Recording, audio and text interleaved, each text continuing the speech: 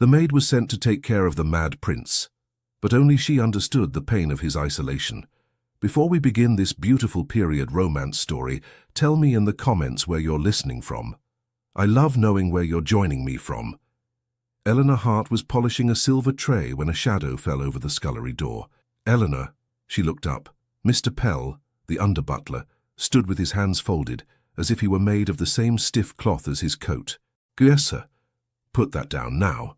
Her fingers tightened around the cloth. The tray showed her face in pieces. She set it on the table with care. Have I done something wrong, sir? You have been requested. Requested. In the palace, that word could mean anything from a lost button to a ruined life. By whom? She asked, and hated how small her voice sounded. Mr. Pell's mouth barely moved. Lady Cromere. A few heads turned. A kitchen maid paused with a bucket. Someone's spoon clinked too loudly, then stopped. Eleanor wiped her hands on her apron, untied it and folded it as if folding could steady her breathing. Mr. Pell led her through passages where servants walked quickly and spoke softly. The palace did not like noise unless it was laughter meant for guests.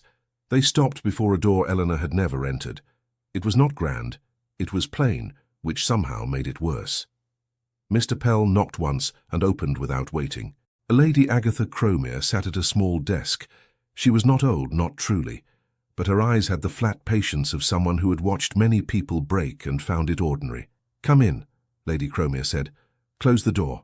Eleanor obeyed, hands clasped in front of her. Lady Cromere looked her up and down the way a cook might inspect a potato. You are Eleanor Hart? Yes, my lady. You have no family in London?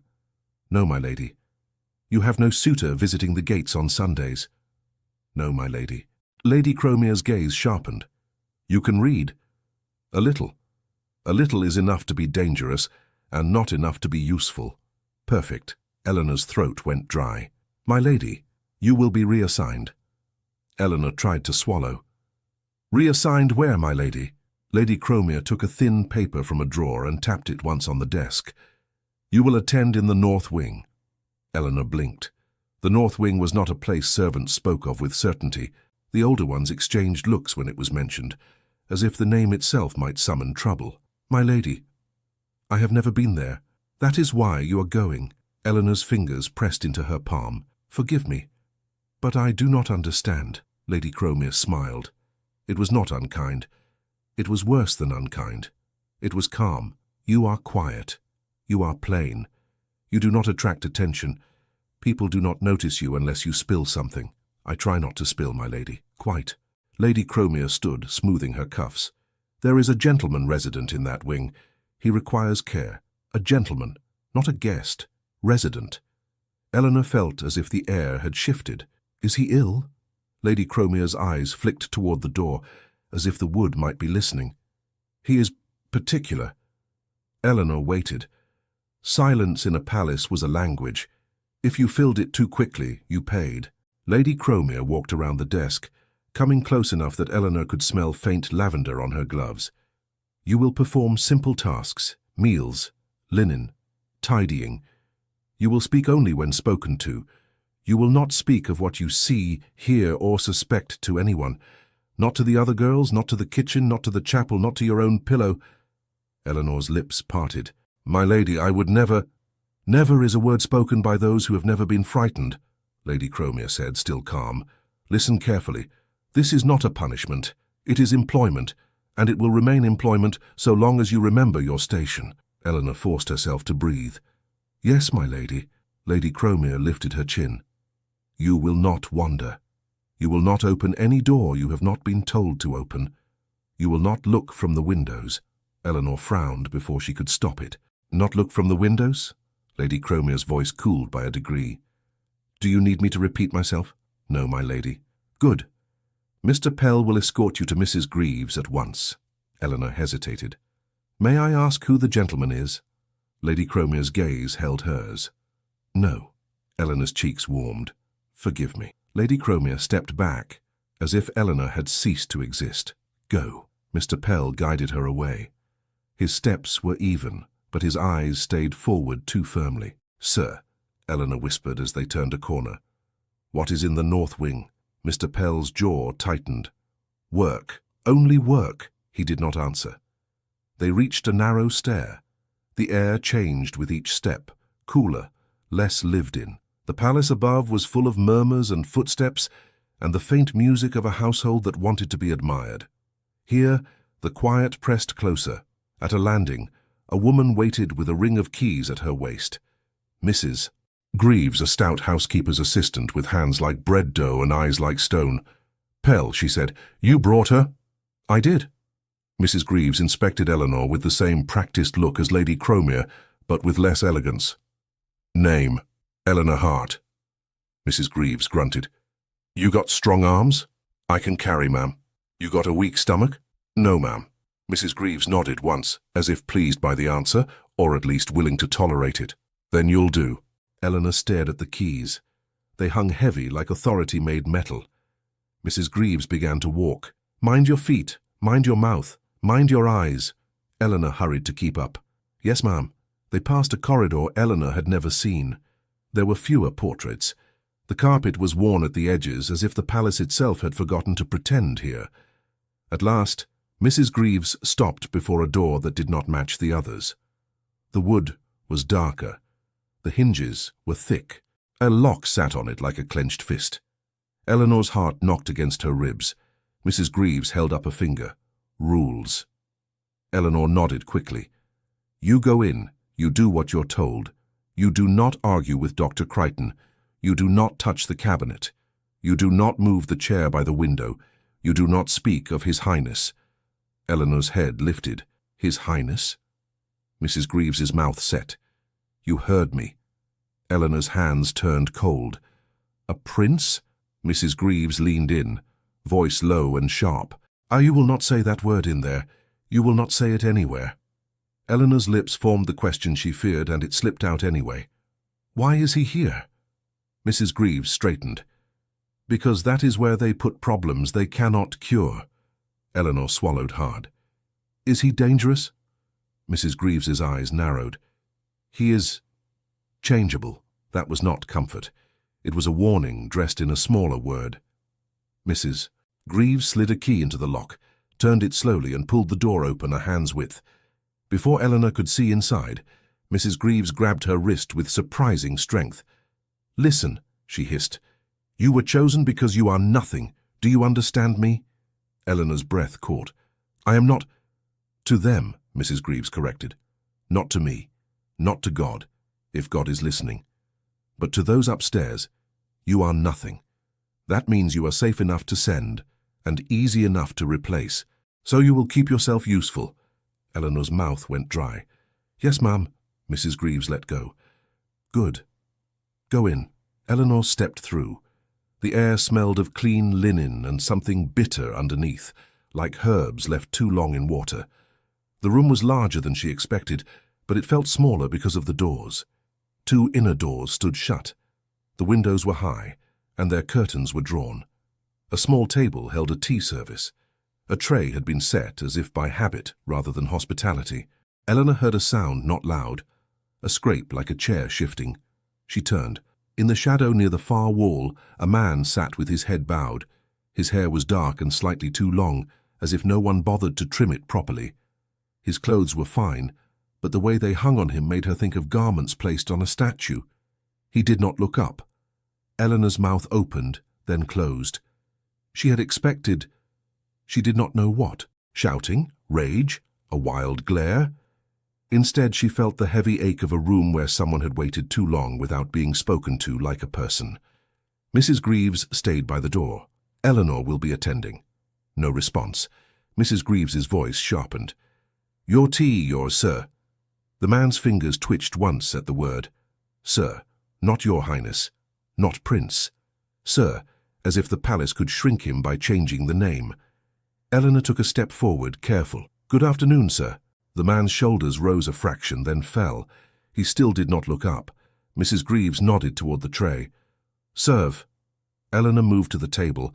Her hands wanted to shake, but she kept them steady. She picked up the teapot. The man's voice came suddenly, low and rough, as if unused. "Do you know where you are?" Eleanor froze with the pot half raised. She looked at him. His face was turned slightly away, but she could see his jaw tense. as if he expected her answer to hurt. "Yes, sir," she said. His mouth tightened. "Then you're either foolish or cruel." Eleanor set the pot down gently. "I do not wish to be either." A short breath left him. It might have been a laugh, but it held no joy. Mrs. Greaves interrupted. "Drink, sir. It's time." The man's head lifted a little, not enough to meet anyone's eyes. "It is always time, is it not?" Mrs. Greaves's cheeks reddened. "Do not start." Eleanor watched the exchange. She noticed Mrs. Greaves did not step further into the room. She stayed at the door as if it were a shoreline. Eleanor picked up the cup and saucer. The china trembled only once. She carried it toward him. At 3 steps away, the man's head snapped up. Eleanor stopped. His eyes were grey and bright in a way that made her think of a storm held behind glass. Not wild, alert, too alert. He stared at the cup as if it were an insult. "Who told you to come close?" he asked. "I did," Eleanor said, surprised by her own steadiness.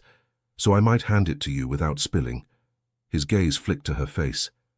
The focus was sharp, then slipped, as if something inside him pulled the world sideways. "No one spills," he murmured. "They only drop." Mrs. Greaves clicked her tongue. "Take it, sir." The man's fingers curled on the arm of the chair. "And if I do not?" Mrs. Greaves's eyes flashed to Eleanor. "Then Eleanor will clear the tray and we will come back when you are sensible." The man's gaze returned to Eleanor, and for a second she saw something like pleading behind the hardness. "Go," he said to her.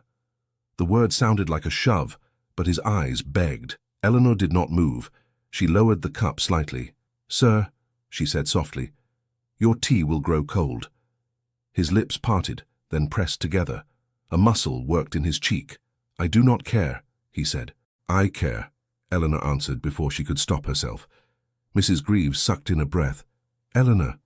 Eleanor's skin prickled, but she kept her eyes on the man. "Not because you are important," she added quickly, trying to mend what she had done. "Because cold tea is miserable, sir." The man's gaze held hers. His breathing was shallow. Then his eyes dropped to the cup again. He lifted his hand, slowly, as if testing whether his own body would obey him. Eleanor offered the cup. His fingers brushed the china. They were cold. He took it, but he did not drink. He simply held it, staring at the steam. Mrs. Greaves's shoulders loosened, as if she had been holding a rope and had not realized it. "Good," Mrs. Greaves said, too brisk. "That's done." Eleanor set the saucer on a small table by his chair, close enough that he did not have to lean far. The man's voice came again, quieter. "What is your name?" Eleanor blinked. "Eleanor, sir." His lips moved as if shaping the sound. "Eleanor." It sounded unfamiliar in his mouth. Mrs. Greaves stepped forward an inch. "No talk. He must not be excited." The man's head turned toward her with sudden coldness. "Excited," he repeated. "Is that the word you use when a person speaks?" Mrs. Greaves flushed. "Drink your tea." He looked away. Mrs. Greaves gestured toward the inner door. "Come. We have linens to sort." Eleanor hesitated, glancing at the man. "Do you require anything else, sir?" His eyes cut back to her. "Require." The word came out sharp, like he hated it. Eleanor's hands tightened on her apron ribbon. "Would you like more tea later?" His stare held, then flickered. "No." Eleanor nodded and followed Mrs. Greaves into the adjoining room. It held shelves with folded sheets, towels and garments. Everything was arranged with strict neatness, as if order could stand in for care. Mrs. Greaves spoke low. "You did too much." Eleanor's face heated. "I only—" "You spoke to him," Mrs. Greaves snapped. "You spoke like he was a person." Eleanor stared. "Is he not?" Mrs. Greaves's eyes widened, then narrowed. "Listen to me. If you make him talk, you make him think. If he thinks, he remembers. If he remembers, he becomes upset. If he becomes upset, Dr. Crichton increases the tonic. And then it's worse for everyone." Eleanor's throat tightened. "Worse for him." Mrs. Greaves's mouth tightened. "Worse for you, too." Eleanor forced her hands to keep moving as she sorted towels into piles. "Does the tonic help him?" Mrs. Greaves gave a short laugh with no humor. "It helps him be quiet." Eleanor's stomach turned. She kept her face still. "And if he is quiet, they are satisfied." Mrs. Greaves looked at her sharply. "Now you understand." Eleanor lowered her voice. Why do they keep him here? Mrs. Greaves's fingers paused over a sheet. Because he is a prince. Eleanor's breath caught again. Hearing it said plainly made it real. Mrs. Greaves continued, voice flat. Because a prince cannot be sent away like a drunk uncle or a troublesome cousin. Because if he is seen as unwell, it must be managed. Because if he is managed, it must be hidden. And because if it is hidden, people like Lady Cromere can sleep at night. Eleanor's hands went numb. What is his name? Mrs. Greaves hesitated. Then, reluctantly, she said, Edmund. Eleanor repeated it in her mind. Edmund. A name that sounded proper, even gentle. From the main room there was a small sound, a cup set down too hard. Mrs. Greaves stiffened. Come. They returned. Edmund sat very still. The cup was on the table now, untouched. His fingers pressed into the chair's arm, white at the knuckles. Mrs. Greaves strode to the tray and set down a small glass with a dark liquid. Eleanor's heart jumped. What is that? Mrs. Greaves shot her a look. The tonic. Edmund's eyes fixed on the glass. His breathing quickened. No, he said. Mrs. Greaves's voice sharpened. It's time. Edmund's mouth tightened. It is always time. Eleanor watched him. The fear in him was not theatrical. It was familiar, like a child who knows what comes next and cannot stop it. Mrs. Greaves lifted the glass. Take it. Edmund's head turned away, jaw clenched. Mrs. Greaves's gaze flicked to Eleanor. You. Tell him. Eleanor's skin prickled. Ma'am? Mrs. Greaves thrust the glass toward her. You're his attendant now, tell him. Eleanor took the glass. It was warm from Mrs. Greaves's hand. She could smell something sharp in it. She stepped closer to Edmund, careful again, the way one approaches a frightened horse. Sir, she said softly, this is meant to help you. Edmund's eyes flashed to her. Is it? Eleanor's mouth went dry. She could not lie easily. Not with those eyes on her. Mrs. Greaves hissed, Say it. Eleanor lowered her voice so only Edmund could hear. Do you feel better after you take it? His gaze did not waver. No. Eleanor's chest tightened. She looked at the glass. Then why must you take it? Edmund's lips curled, not in amusement, in pain. Because it makes it easier for them to forget I exist. Eleanor's hand trembled once. She steadied it by pressing her thumb against the glass. Mrs. Greaves snapped. Eleanor! Eleanor looked at Edmund. His shoulders were rigid. His eyes were bright with an effort to remain composed. She thought of Lady Cromere's calm voice. You are nothing. Safe enough to send. Easy enough to replace. Eleanor took a breath. Ma'am, she said, turning slightly. May I bring him tea first? The tonic on an empty stomach. Mrs. Greaves's eyes widened. Do not presume to. It might settle him, Eleanor insisted, keeping her tone respectful, almost timid. She did not argue like a bold girl. She argued like a maid concerned with mess and inconvenience. If he grows unwell, it will take longer to clean. Mrs. Greaves's lips pressed together. She glanced at Edmund, then at the clock, then back at Eleanor, as if calculating trouble. Fine, she snapped. 5 minutes, not more. Eleanor nodded quickly. Thank you, ma'am. Mrs. Greaves moved to the door, muttering, I'll fetch the physician if he refuses again. When she was gone, Eleanor exhaled shakily. She set the tonic on the table, out of Edmund's reach but within sight, as if pretending it had not disappeared. She poured fresh tea. Her hands worked with trained precision, but her mind raced. She carried the cup to Edmund again. Tea, sir. He watched her. Why? Because it is warm, Eleanor said. Because it is ordinary. He gave a short, bitter breath. Nothing here is ordinary. Eleanor held the cup steady. This can be. His eyes dropped to the tea, then back to her face. You are new? Yes. He stared as if trying to decide what kind of danger she was. Eleanor lowered the cup a fraction. I will not force it into your mouth, sir. A flicker crossed his face. Surprise and something that looked like relief before he swallowed it down. You speak too much, he said. I can speak less, Eleanor answered. If you will drink. His mouth tightened. A bargain. Yes, Eleanor said gently. A small one. His hand lifted again, slow, uncertain. He took the cup. This time he drank. Not much. A few sips. But Eleanor saw the tightness in his shoulders loosen by a thread. He lowered the cup. His fingers lingered around it. Eleanor tried to keep her voice light. Is it too hot? He shook his head once. Too sweet. Another small shake. Eleanor nodded, as if this was normal conversation between any servant and any master. The pretense felt like a blanket she could pull over them both. From the corridor, footsteps approached again. Mrs.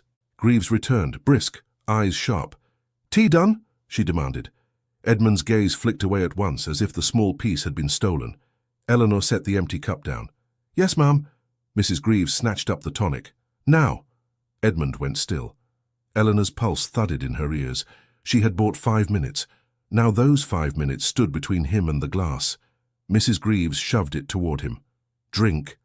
Edmund's jaw clenched, his eyes fixed on the dark liquid as if it were a chain. Eleanor stepped closer, not to take the glass, but to be within his sight. "Sir," she said softly, "if you take it, will you feel worse?" Edmund's eyes cut to hers. "Yes." Eleanor's stomach dropped. "Then—" Mrs. Greaves snapped. "Eleanor, do not start that again."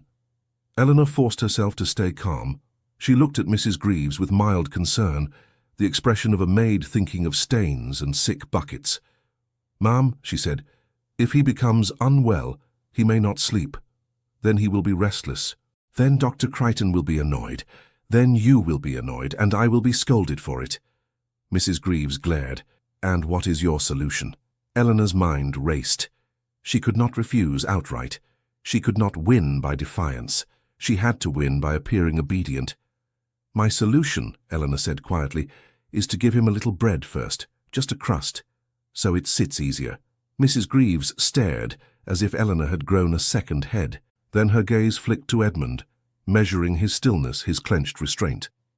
"It is not in the instructions," Mrs. Greaves said. Eleanor lowered her eyes. "No, ma'am." Mrs. Greaves hesitated. The hesitation was a crack Eleanor could slip through. "Fine," Mrs. Greaves said sharply. "But quick. And if you make trouble, I will see you out myself." Eleanor dipped her head. "Yes, ma'am." She moved to the sideboard, hands steadying as she reached for the bread plate. She broke a small piece, the simplest thing in the world. She brought it to Edmund, holding it out without forcing it. He stared at it, as if he did not know what it was meant for. "It is bread," Eleanor said very softly. "Just bread." His gaze lifted to hers. "Why are you doing this?" Eleanor's throat tightened. She could not say, "Because it hurts to watch you be frightened." She could not say, "Because they are using you." So she said the safest truth. "Because I do not like seeing anyone made to swallow bitterness on an empty stomach." Edmund's mouth twitched as if he might smile, but it did not arrive. Still, he took the bread. He ate slowly, eyes never leaving Eleanor's face, as if memorizing her for later. Mrs. Greaves thrust the tonic forward again. "Now!" Edmund's fingers closed around the glass. His hand trembled. Eleanor watched his throat work as he swallowed. Once. Twice. His eyes shut briefly, then opened again, shining with a restrained humiliation. Mrs. Greaves took the glass away at once, as if even the sight of it might stain the room. "Good," she said briskly. "Now, Eleanor, you will tidy. I will return later." She paused at the door. No foolishness. Then she was gone, locking the door behind her with a click that made Eleanor flinch. Silence rushed in. Edmund sat with his head bowed again, as if the effort of being watched had exhausted him. Eleanor stood uncertainly, hands clasped. She did not know whether to speak. The air felt tender, easily broken. After a long moment, Edmund's voice came, barely audible. "You will be blamed for that." Eleanor's brow furrowed. "For what, sir?" "For interfering," he said, eyes still down. "For trying to soften what cannot be softened." Eleanor swallowed. "I did not do much." "That is the point," Edmund murmured. "Even a little becomes a crime here." Eleanor felt a chill. "They blame you often." His mouth tightened. "They blame the air when the room is cold." Eleanor drew a careful breath. "If you feel unwell, sir, I can fetch water." "No," Edmund said quickly. Then more quietly, "Do not leave." Eleanor's chest tightened at the word. "Do not leave, not an order, a plea disguised as one." "I will stay," she said. Edmund's shoulders eased by the smallest measure. "You will not stay long," he said, as if warning himself. Eleanor busied her hands with the tray, the cloth, the teapot. She moved quietly. But she did not hurry away. She did not make herself invisible. She simply existed in the room as if she had a right to stand there. Time passed in small tasks, folding, straightening, refilling the kettle. Once, Edmund spoke again. "What did Lady Cromere tell you?" Eleanor paused with the cloth in her hand. "She told me to work." Edmund's laugh came as a soft, harsh breath, and nothing more. "She told me not to look from the windows," Eleanor admitted. Edmund's head lifted a fraction. "Ah." Eleanor frowned. "Why?" He did not answer. His gaze drifted toward the curtains, as if there were something beyond them he refused to name. Eleanor's curiosity tugged at her, but she kept it leashed. Curiosity was a luxury. A maid paid for it dearly. Later, when Edmund's eyes began to glaze with tiredness, Eleanor moved more quietly, as if the room itself might bruise him. A small bell by the door sat unused. Eleanor wondered if it had ever been rung. In the late afternoon, the lock clicked. Mrs. Greaves returned with another maid behind her, a girl with red cheeks and fearful eyes. "This is Millie," Mrs. Greaves said. "She will bring supplies when you ring. You will not wander out, understood?" "Yes, ma'am," Eleanor said. Millie peered into the room without stepping over the threshold. Her gaze flicked to Edmund and then away, fast, as if looking might summon trouble. Mrs. Greaves spoke to Millie sharp. "No whispering, no telling tales. You bring what you're asked. You keep your mouth closed." Millie nodded too many times. "Yes, ma'am." Mrs. Greaves turned to Eleanor. "Supper will come at 6. Dr. Crichton will arrive after. You will prepare the room." Eleanor nodded. "Yes, ma'am." Mrs. Greaves's eyes narrowed. "You will follow the schedule." Eleanor lowered her gaze. "Yes, ma'am." The door locked again. Edmund's voice came faint. "Schedule." Eleanor turned.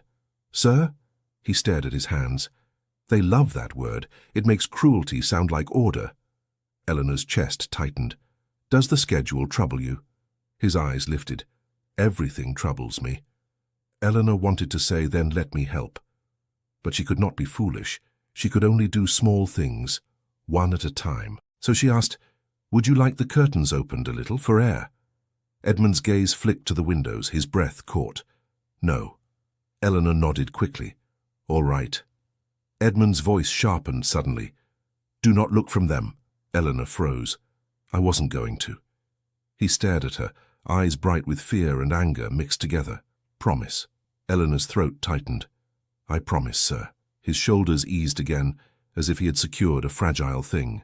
At 6, supper arrived in covered dishes, pushed through by Millie under the crack of the door, and then retrieved by Eleanor. Millie did not speak. Her eyes begged Eleanor not to make her speak. Eleanor set the tray on the table. Edmund's gaze flicked to it with little interest. "You should eat," Eleanor said softly. "I do," Edmund replied, voice flat. "Enough to keep them from changing the schedule." Eleanor served him anyway. A small portion, not too much to insult, not too little to appear neglectful. He ate a few bites and stopped. Eleanor did not press.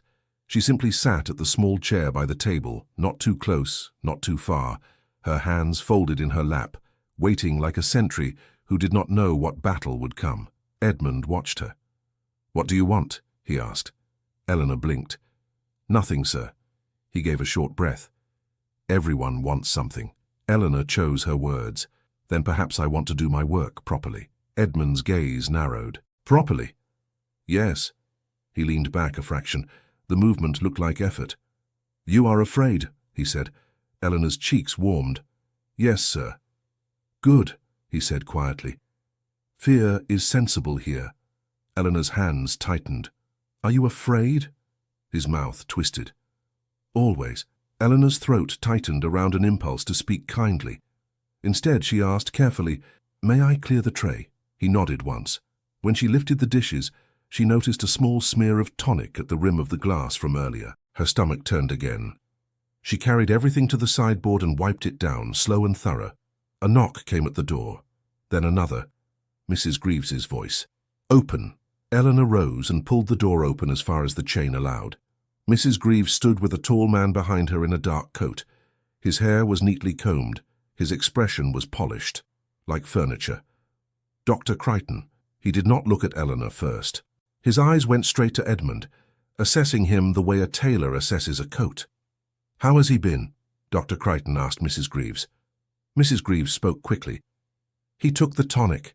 He ate a little. Dr. Crichton's gaze moved to Eleanor at last. And you are the new attendant? Yes, sir. Name? Eleanor Hart. He nodded once, as if writing it in his mind without interest. You understand you are here to keep the household quiet? Eleanor's pulse thudded. I am here to attend, sir. Dr. Crichton's mouth lifted at one corner. Attend, yes. And in attending you will avoid agitation. We do not want excitement. Edmund's fingers tightened on the chair arm. Dr. Crichton walked into the room without looking at Edmund's face. He moved to the cabinet at the side, unlocked it with a key taken from his own pocket, and withdrew a small bottle. Eleanor watched. Mrs. Greaves had told her not to touch the cabinet. Dr. Crichton did not have that restriction. It was his power made visible. Dr. Crichton poured a measured amount into a glass. Edmund's breath quickened. Dr. Crichton spoke as if Edmund were not there. He has had a calmer day. Yes, sir, Eleanor heard herself say. Dr. Crichton's gaze snapped to her. Has he? Eleanor's throat tightened. He drank tea. He ate bread before the tonic. Mrs. Greaves sucked in a breath like someone swallowing a shout. Dr. Crichton stared at Eleanor for a long moment, then set the bottle down with precise care. That was not instructed, he said. Eleanor lowered her eyes. No, sir, I thought it might. You are not paid to think, Dr. Crichton said mildly. You are paid to follow the schedule. Edmund's voice cut in, low and sharp. Do not speak to her that way. Dr. Crichton did not even glance at him. You will take your medicine.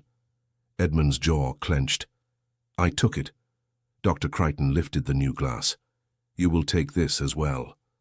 Eleanor's heart lurched. Another dose. She looked at Mrs. Greaves, hoping to see doubt. Mrs. Greaves's face was tight and obedient. Edmund's breathing grew shallow. His gaze darted to Eleanor, a silent warning. Dr. Crichton extended the glass toward Edmund. Now, Eleanor stepped forward before she could stop herself, not in defiance, in the smallest possible interruption. Sir, she said, voice steady, he has already taken the tonic. Another so soon may make him ill. Dr. Crichton's gaze fell on her like a weight. And if he is ill, he will be quiet. Eleanor's stomach turned. The words were spoken without cruelty, without anger, as if quietness were the only virtue left in the world. Edmund's eyes shut briefly. When they opened, they were wet with contained fury and contained shame. Eleanor's hands clenched at her sides. She forced herself to stay calm. A maid did not win by temper. Dr. Crichton's voice remained polite. Step aside. Eleanor did not move fast enough. Mrs. Greaves hissed, Eleanor! Eleanor stepped back, cheeks burning. Edmund stared at the glass, then at the floor. His shoulders rose and fell. Slowly, he took it.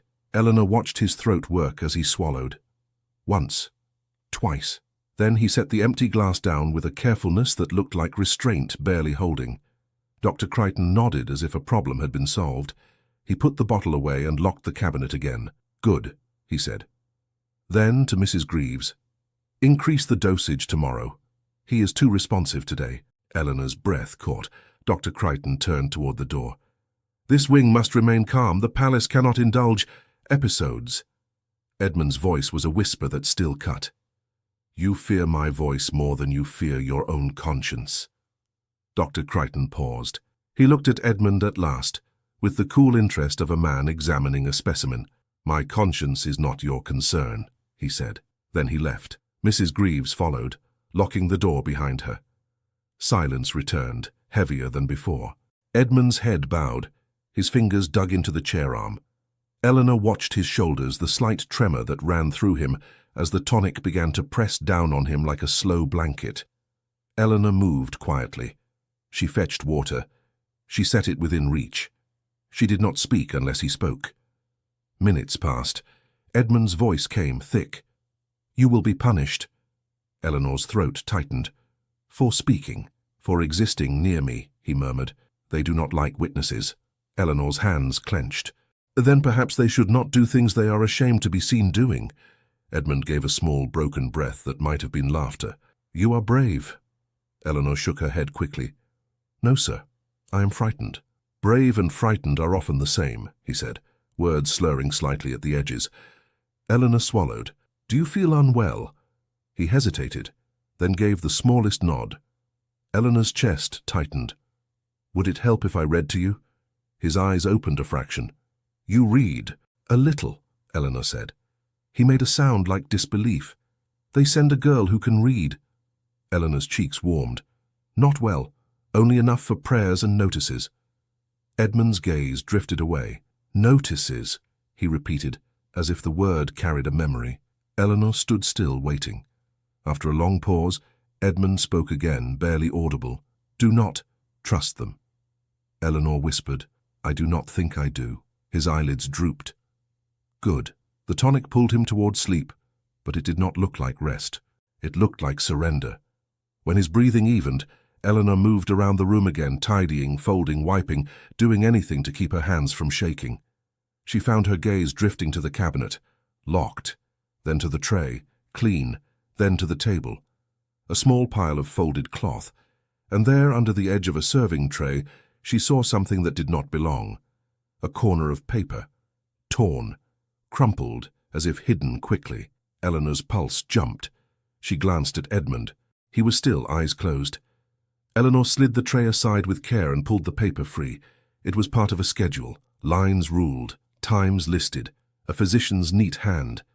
But what caught her was one repeated instruction, written twice, as if someone wanted it obeyed more than remembered. Increase dosage. Ensure silence. Eleanor's fingers tightened around the torn paper until the edge bit her skin. Increase dosage. Ensure silence. She read it again, slower, as if the words might change out of shame. Behind her, Edmund's breathing remained steady, but it was not peaceful. It sounded like a man being pulled under by something heavy. Eleanor folded the paper into a smaller square, then smaller. She slid it into the seam of her apron near her waist where cloth overlapped cloth, a place no one searched unless they meant to disgrace you. Her hands shook after she hid it. She forced herself to smooth the tray as if nothing had happened, as if she was simply doing the work she had been sent to do. The lock clicked a while later. Mrs. Greaves entered first, face set, and behind her Milly with a basket of linens. Milly kept her eyes down. Mrs. Greaves scanned the room like a woman counting problems. "He slept?" Eleanor nodded. "Yes, ma'am." Mrs. Greaves went closer to Edmund, not touching him, only looking. His eyelids fluttered once. Mrs. Greaves sniffed. "Good. Keep him that way." Eleanor's stomach tightened, but she kept her face plain. "Yes, ma'am." Milly set the basket down and darted back to the door, as if the air inside might cling to her. Mrs. Greaves turned on Eleanor. "Lady Cromere wants you upstairs." Eleanor's breath caught. Now. Eleanor glanced at Edmund. His eyes were open a sliver, not awake, not fully, but seeing. She leaned slightly toward him, voice low. "I have to step out, sir. I will return." His gaze slid toward her unfocused. "Do not speak," he murmured. Eleanor froze. "What, sir?" His brow furrowed faintly, as if the effort of thought hurt. Listen." Mrs. Greaves snapped. "Move!" Eleanor straightened, hands clasped. She followed Mrs. Greaves out. The door locked behind them with that familiar click that felt like a verdict. As they walked, Eleanor whispered, "Why does Lady Cromere want me?" Mrs. Greaves's eyes stayed forward. "Because you were new yesterday and today you are already noticeable." Eleanor's cheeks warmed. "I tried to be—" Mrs. Greaves cut her off. "Invisible." "Yes, try harder." They climbed back into the lived part of the palace. The air warmed. Sounds returned. Footsteps, murmurs, a distant laugh that did not belong to Eleanor's world. Mrs. Greaves did not take her to Lady Cromere's office this time. She took her to a room where servants gathered in the morning, receiving instructions. A long table, benches, a line of faces turning the moment Eleanor stepped in. Eleanor's mouth went dry. Lady Cromere stood near the far end, immaculate. Mr. Pell waited by the wall, as still as a coat on a stand. 2 footmen stood behind, eyes blank. Lady Cromere did not raise her voice. She did not have to. "Eleanor Hart," she said. Eleanor stepped forward, feeling every gaze like a hand on her back. "Yes, my lady." Lady Cromere lifted a paper. "You were told to follow the schedule." "Yes, my lady." "And yet you altered it." Eleanor's throat tightened. I only— Lady Cromere held up one gloved finger. Do not explain yourself yet. First, you will answer a simple question. Eleanor swallowed. Yes, my lady. Lady Cromere's eyes moved over the room, making certain every servant was listening. Do you understand why you were chosen for this assignment? The heat rose in Eleanor's face. The room seemed to lean closer. I understand I am to be useful, my lady, she said carefully. Lady Cromere's smile was small. Useful, yes, but also harmless. Uninteresting. The sort of girl people forget the moment they turn away. A few servants looked down quickly, relieved it was not them being named. A few looked at Eleanor with pity that stung worse than disdain. Eleanor held still, her hands clasped so tightly her fingers ached. Lady Cromere continued, voice like a blade wrapped in velvet. And yet in less than a day you have inserted yourself into matters beyond your station. Eleanor tried to keep her voice steady. My lady, I did not mean to cause trouble. Trouble, Lady Cromere repeated, as if tasting the word. How strange. You believe this is about trouble? Eleanor's breath caught. My lady, Lady Cromere stepped closer. This is about order, about discretion, about what must remain quiet. Eleanor felt the torn paper against her apron seam as if it had turned hot. Lady Cromere turned slightly and addressed the room. The North Wing is not a place for gossip. It is not a place for curiosity. It is not a place for sentimental notions. No one spoke. No one moved. Lady Cromere's gaze returned to Eleanor. You will not speak to him unnecessarily. Eleanor opened her mouth. Lady Cromere's eyes narrowed. You will not bargain with him. You will not change what is given to him. You will not delay what is scheduled. You will not invent yourself as a nurse, a friend, or anything else. Eleanor's chest tightened. Yes, my lady. Lady Cromere held out another paper. And because you have already shown an unfortunate tendency toward improvisation, you will sign this. Eleanor stared at the paper. The ink was crisp. The lines were clean. Lady Cromere tapped the bottom where a space waited for a name. Read. Eleanor's heart thudded hard. My lady, Read, Lady Cromere repeated, still calm. Eleanor took the paper with careful hands, as if it might burn her. The room blurred at the edges as she forced her eyes to move over the words. It was written as if it were reasonable.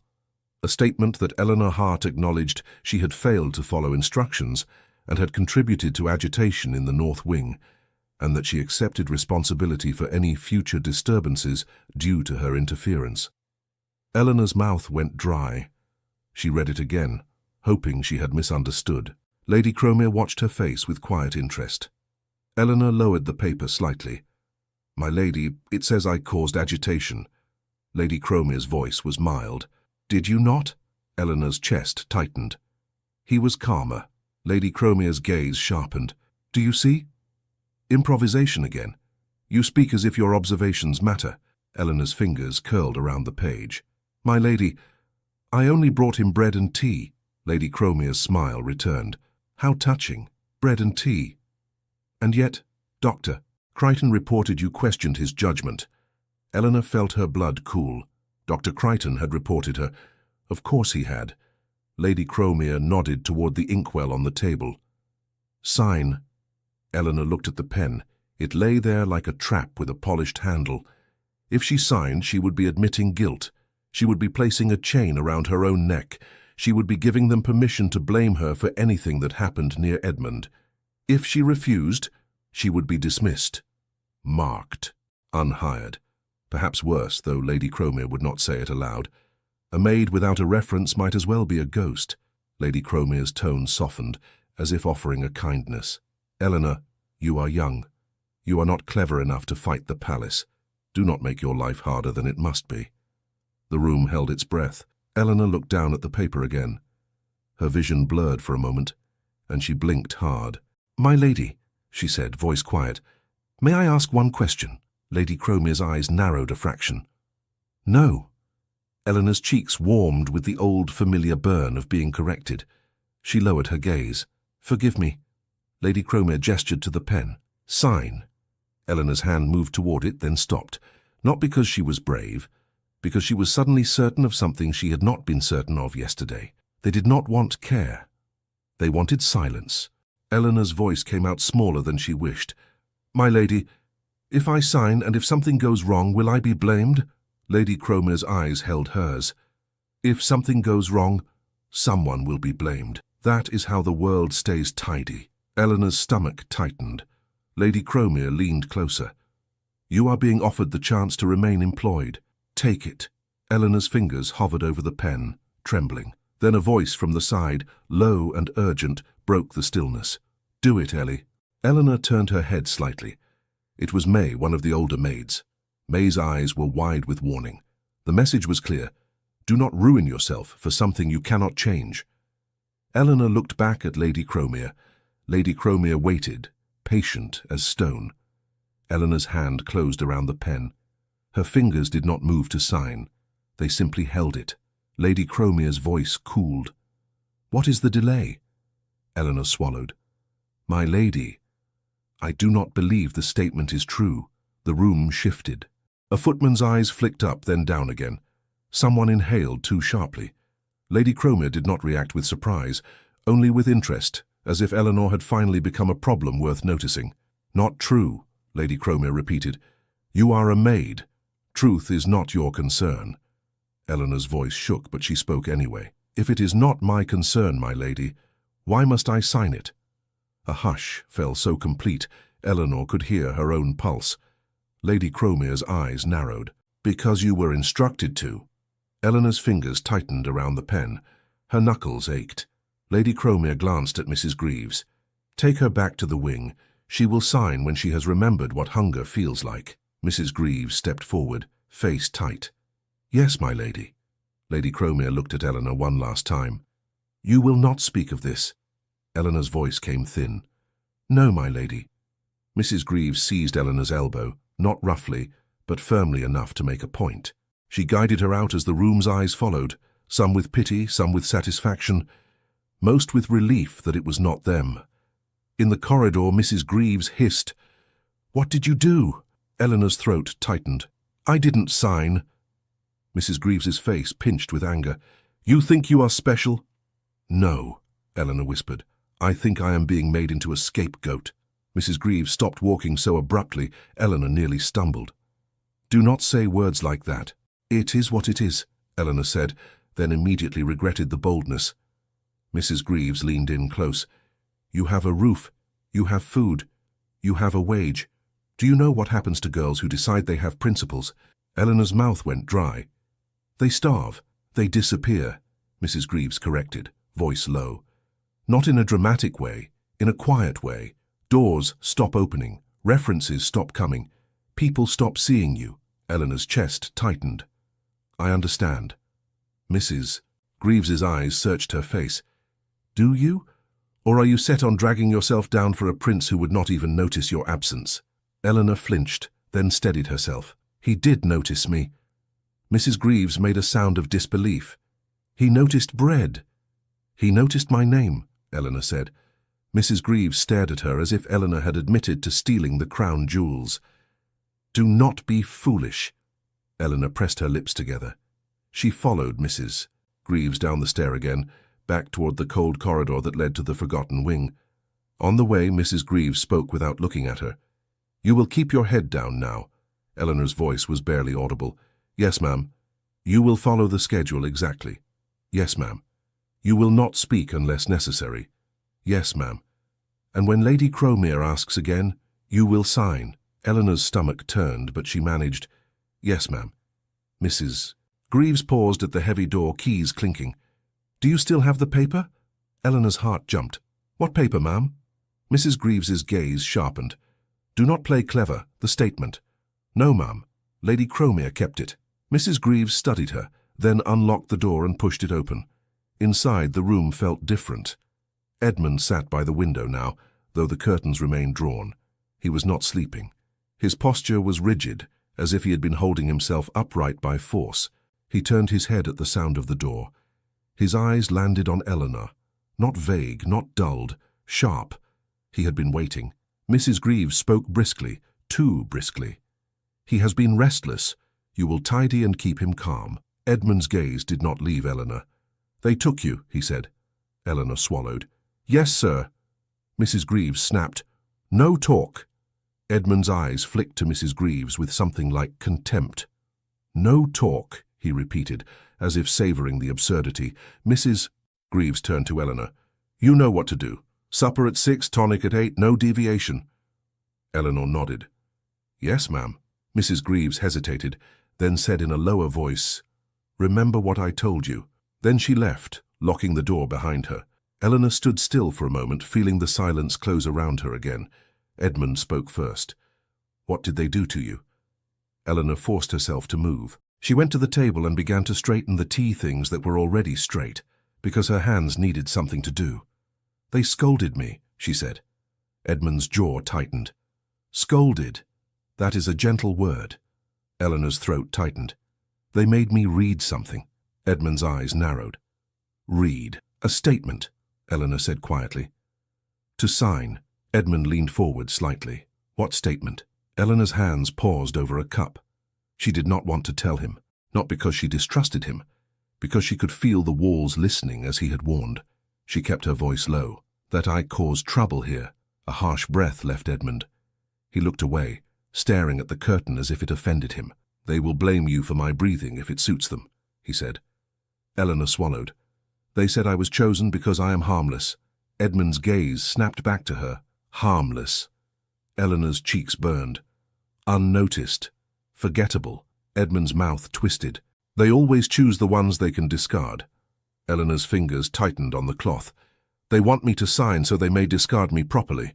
Edmund's eyes were bright. "Do not." Eleanor looked up. "Sir, do not sign," he said again, voice low but steady.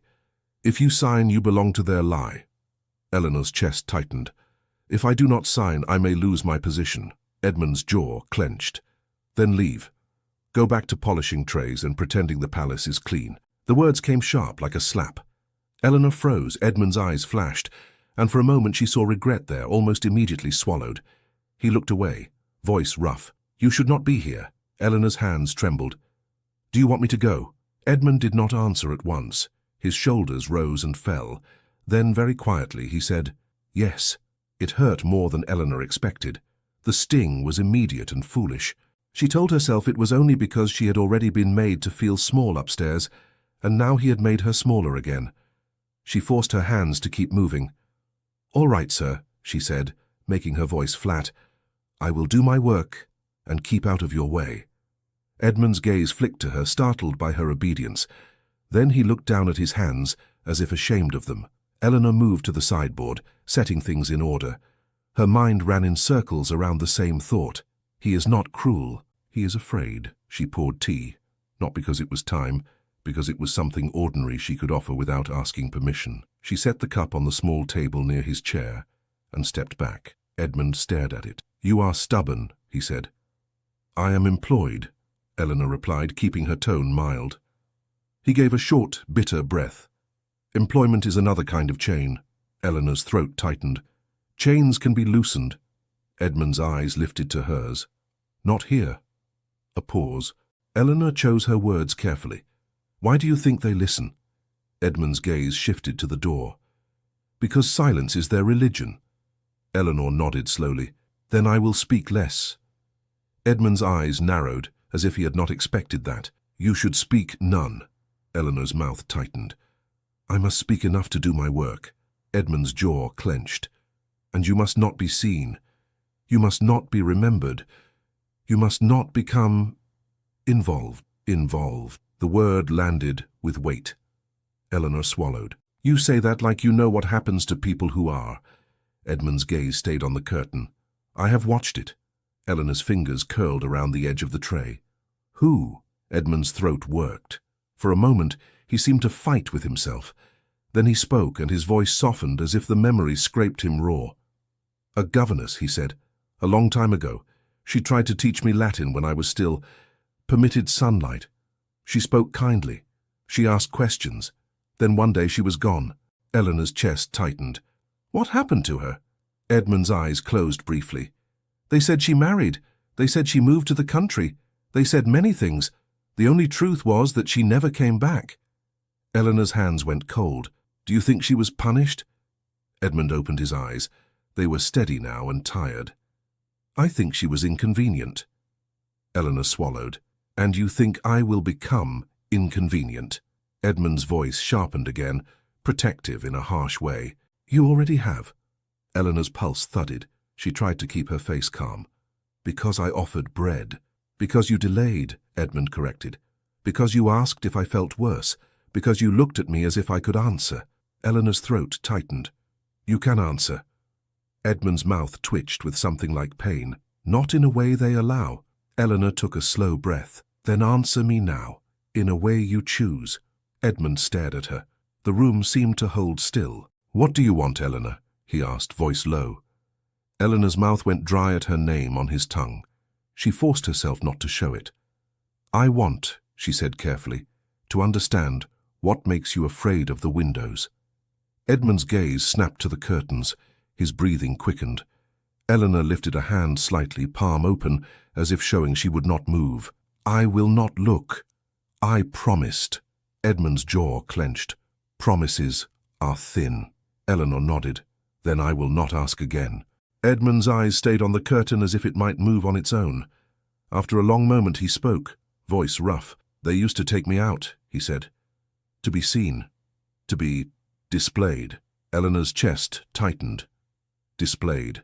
They would stand me near a window, Edmund continued, the words coming with effort. So people could watch me from the gardens, like a creature behind glass.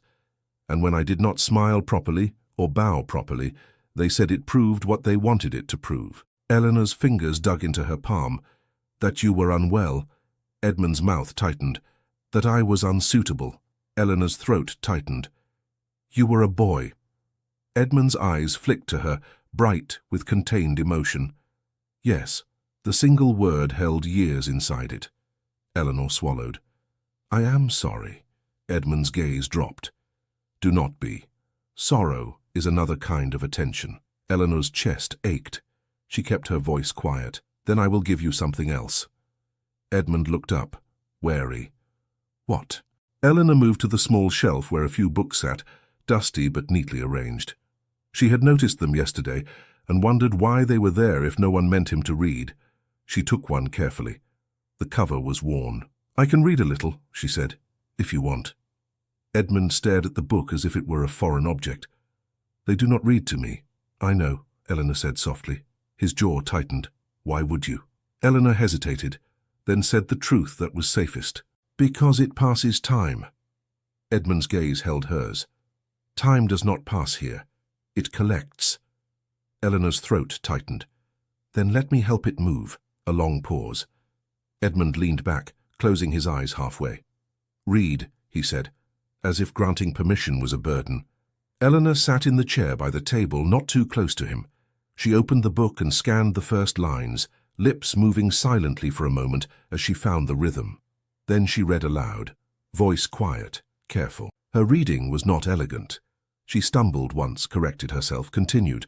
She did not apologize each time. She simply kept going, because she sensed apologies would irritate him more than mistakes. After a few minutes, Edmund's breathing steadied. Eleanor continued. When she reached the bottom of a page, Edmund spoke without opening his eyes. Stop, Eleanor froze. Did I? Stop, he repeated, and there was something tight in his voice. Eleanor closed the book gently. Yes, sir. Edmund's eyes opened. He stared at her, and the calm in him looked fragile, like thin glass. You should not do that, he said. Read? Eleanor asked, confused. Make things bearable, he said, and his voice roughened. It makes it harder when they take it away. Eleanor's throat tightened. I cannot promise they will not try. Edmund's gaze sharpened. Then promise you will leave. Eleanor's chest tightened. Why do you want me to leave? His mouth twisted. Because if you stay, they will punish you, and I will have caused it. Eleanor swallowed. You did not summon me. Edmund's eyes flashed. I did not push you away fast enough. Eleanor's cheeks warmed. You tried. Edmund's jaw clenched. And you are still here. Eleanor's hands folded in her lap. Yes. Edmund stared at her for a long moment, then looked away, as if the sight of her steadiness offended him. You think you understand, he said. I think, Eleanor replied, voice low, "that you have been alone too long." Edmund's shoulders tightened. "Alone is safe." Eleanor's chest tightened. "Alone is also cruel." His gaze snapped to her. For a moment, his expression hardened, and Eleanor braced herself for anger. But the anger did not come. Something else came instead. Something like exhaustion.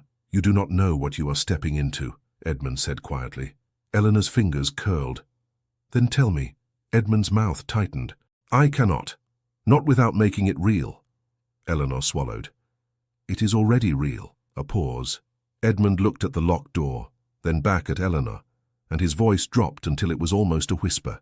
"They want me quiet, because quiet men do not contradict." Eleanor's breath caught. "Contradict what, sir?" Edmund's jaw tightened. "The story they tell." Eleanor felt the torn paper hidden in her apron seam again, like a heartbeat against her skin. She wanted to pull it out and show him, to say, "I found this. I know they are doing it on purpose." But she remembered his warning. They listen. So she did not. Instead, she stood. "It is nearly time for supper," she said, because routine was safer than truth.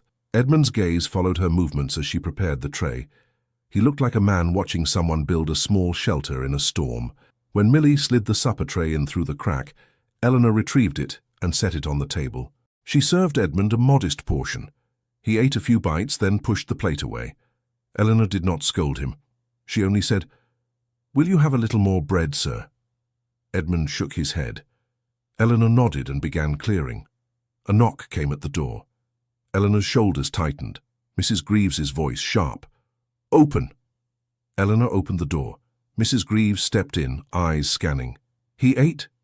"A little," Eleanor said. Mrs. Greaves's gaze narrowed. "And did you follow the schedule?" Eleanor's mouth went dry. She could answer truthfully and invite punishment, or she could lie and betray herself. "Yes, ma'am," she said, because today she could not afford another confrontation in this room. Mrs. Greaves's eyes lingered on Eleanor's face as if trying to detect deceit. Then she nodded once. "Good," she said. "Lady Cromere has sent the statement again. You will sign it tonight." Eleanor's stomach dropped. "Tonight?" Mrs. Greaves pulled a folded paper from her pocket and set it on the table. Then she placed a pen beside it, along with a small inkwell. Edmund's gaze flicked to the paper, then to Eleanor. Mrs. Greaves spoke briskly, as if embarrassed by the task. "You will sign, Eleanor, it is best." Eleanor's fingers curled at her sides. "Best for whom, ma'am?" Mrs. Greaves's eyes flashed. "Do not start." Eleanor's voice shook. "It says I caused agitation." Mrs. Greaves lifted her chin. "Then do not cause it again." Eleanor's throat tightened. "It says I accept blame for future disturbances." Mrs. Greaves's mouth tightened. "Then keep things quiet and there will be no disturbances." Eleanor's chest tightened. "And if there are?" Mrs. Greaves's gaze sharpened. "Then you will have already admitted you are at fault." Edmund's voice cut in low. "So convenient." Mrs. Greaves flinched, then snapped, "Silence!" Edmund's eyes flashed. "That is all you know to ask for." Mrs. Greaves took a quick step toward him, then stopped herself as if remembering she could not be seen acting out of control in front of Eleanor. She turned her ire on Eleanor instead. "Sign it," Mrs. Greaves said, voice low and hard. "You will not win this." Eleanor's mouth went dry. She stared at the paper, as if it were a closed door she could not open without losing something. Mrs. Greaves leaned close to Eleanor's ear. "You think he is grateful. You think he will protect you. He cannot protect himself." Eleanor swallowed. "I do not ask him to." Mrs. Greaves straightened. "Then do not ask the palace either." Mrs. Greaves moved to the door. "I will return in 10 minutes. If it is not signed, you will pack your things tonight." The lock clicked again. The door shut. The key turned. Eleanor stood very still. Edmund's gaze was fixed on her, and there was something fierce in it now, cutting through the dullness the tonics tried to lay over him. "Do not sign," he said. Eleanor's throat tightened. "If I do not, I will be dismissed." Edmund's jaw clenched. "Then go." Eleanor's eyes stung. "You keep telling me that." "Because you are in danger," Edmund said, voice rough. "And you do not understand what danger means here." Eleanor's hands trembled. It means being hungry. It means sleeping under a stair. It means never being hired again. Edmund stared at her. That is only the beginning. Eleanor's breath caught. What else?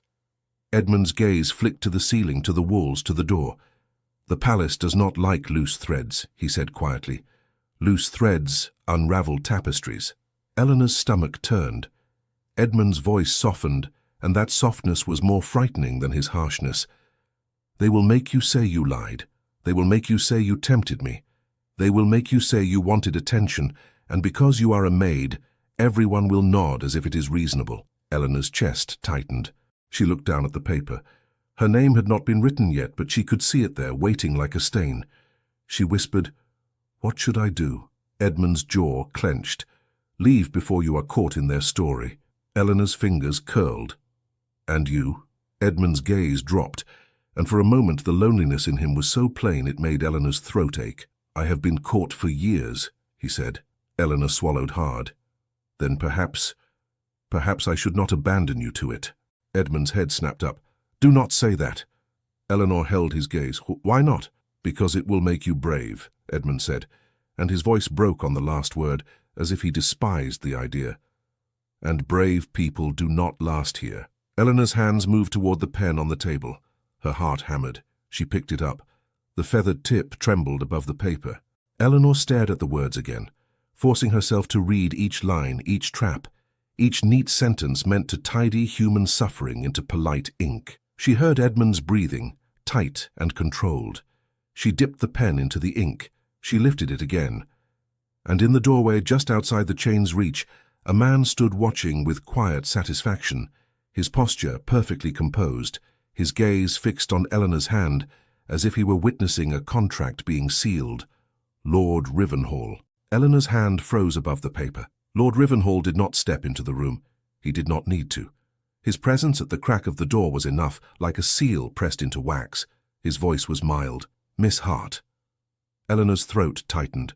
She lowered the pen slowly, careful not to spill ink, as if a stain would be the worst thing that could happen. "My lord," she said, because that was what one said when a man like him spoke your name. Edmund's head lifted. His eyes sharpened in an instant, as if the fog inside him recoiled from danger. "Ah," Edmund murmured.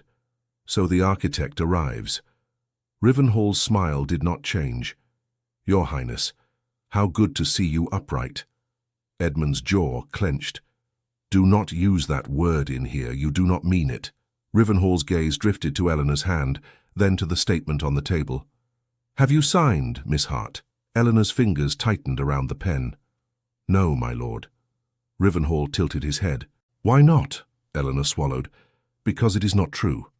Rivenhall's eyebrows lifted, faintly amused. "Truth is expensive in this building. Are you certain you can afford it?" Edmund's voice cut in, low and dangerous without being loud. "Leave her." Rivenhall's eyes slid to Edmund. "I am only ensuring the household runs smoothly." Edmund's mouth twisted. "You mean quietly." Rivenhall let that pass, as if it were a child's complaint. He looked back to Eleanor. "You are new. You will learn. If you insist on resisting basic instruction, you will be removed." Eleanor's stomach dropped, but she kept her face steady. "Yes, my lord." Rivenhall's tone stayed pleasant. "Removed without a reference. That is a long road for a young woman." Eleanor heard her own voice, thin but clear. "Then I will walk it." A flicker crossed Rivenhall's expression. Not anger. Interest. Edmund stared at Eleanor, as if he could not decide whether to be furious with her or grateful.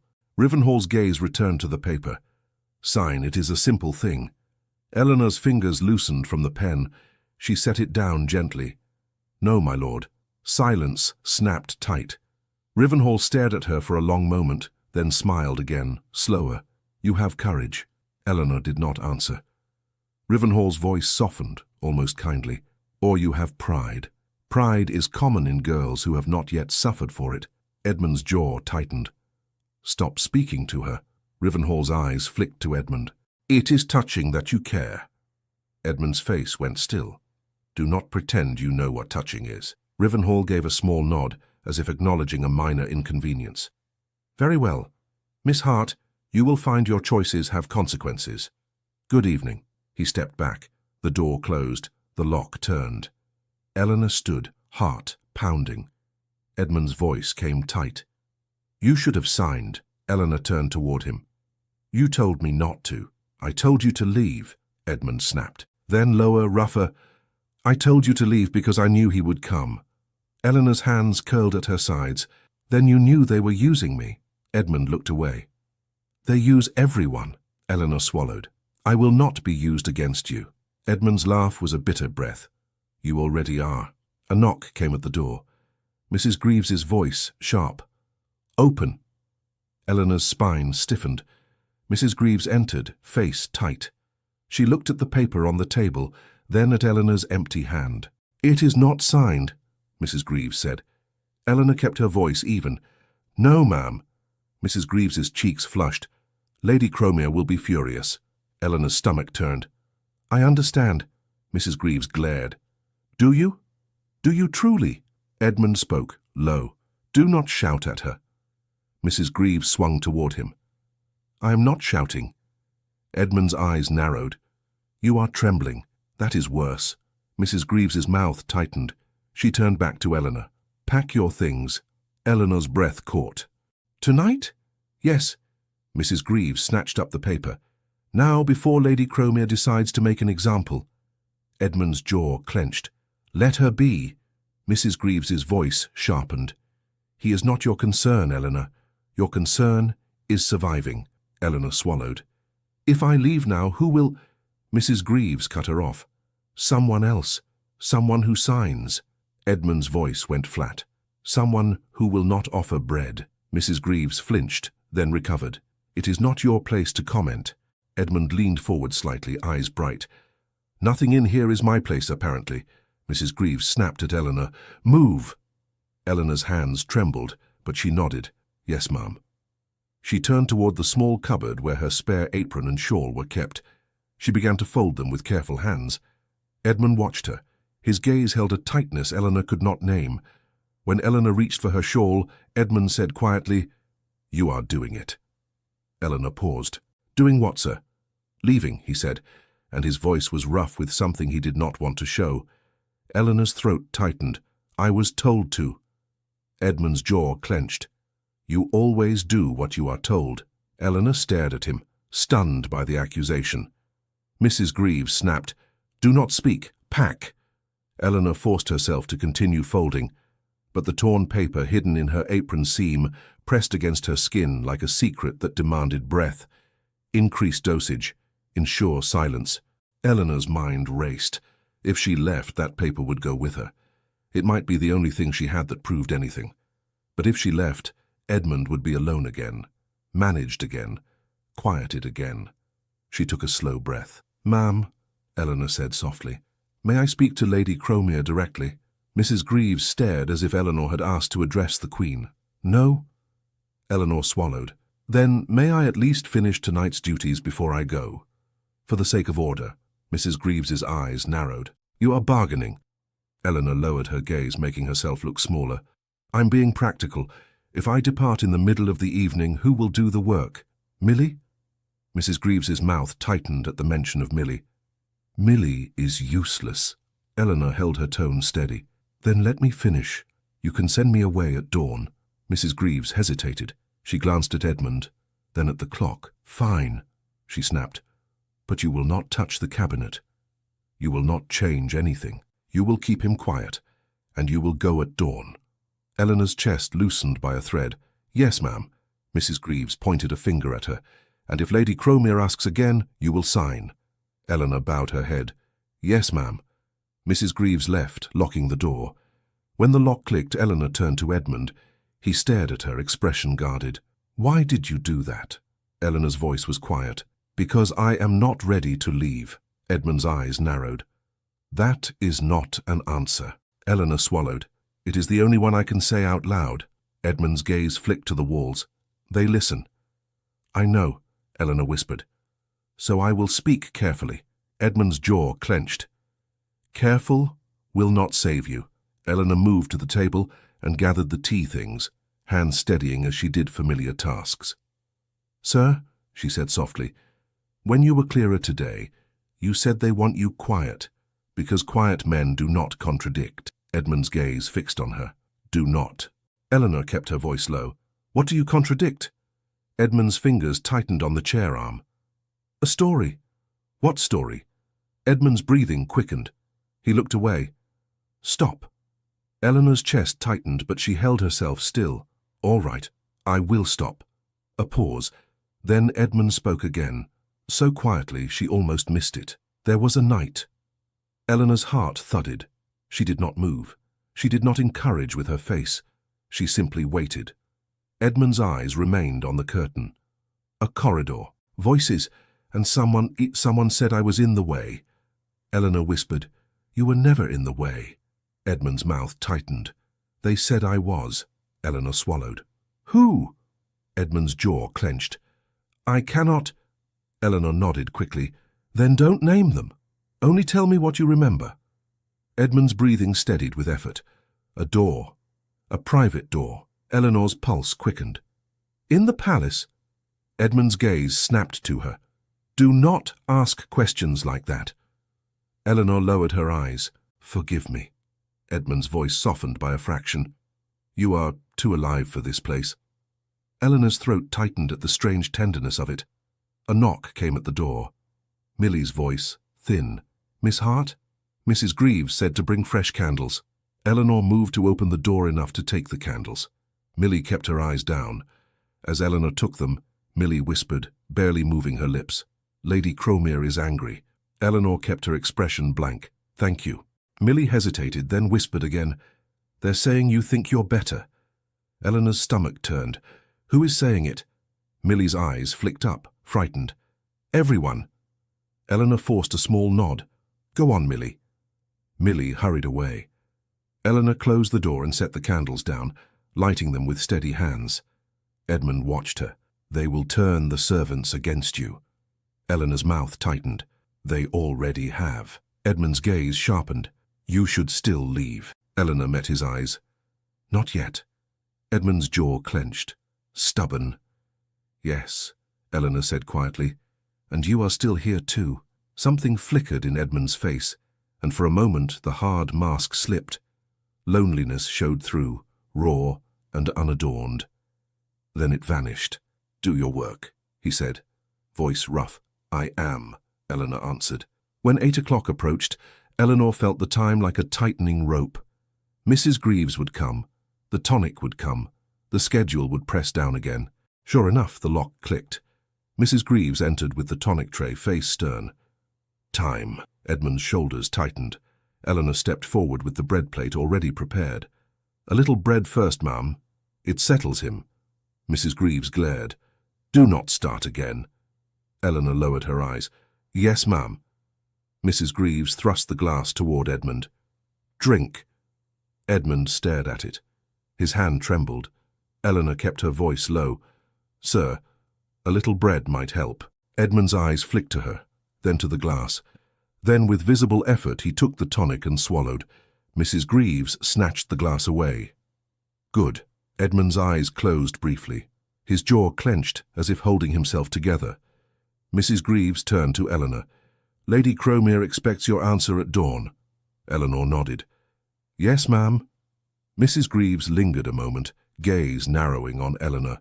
And do not go rummaging through papers. Eleanor's heart lurched. She kept her face blank. No, ma'am. Mrs. Greaves left. The door locked.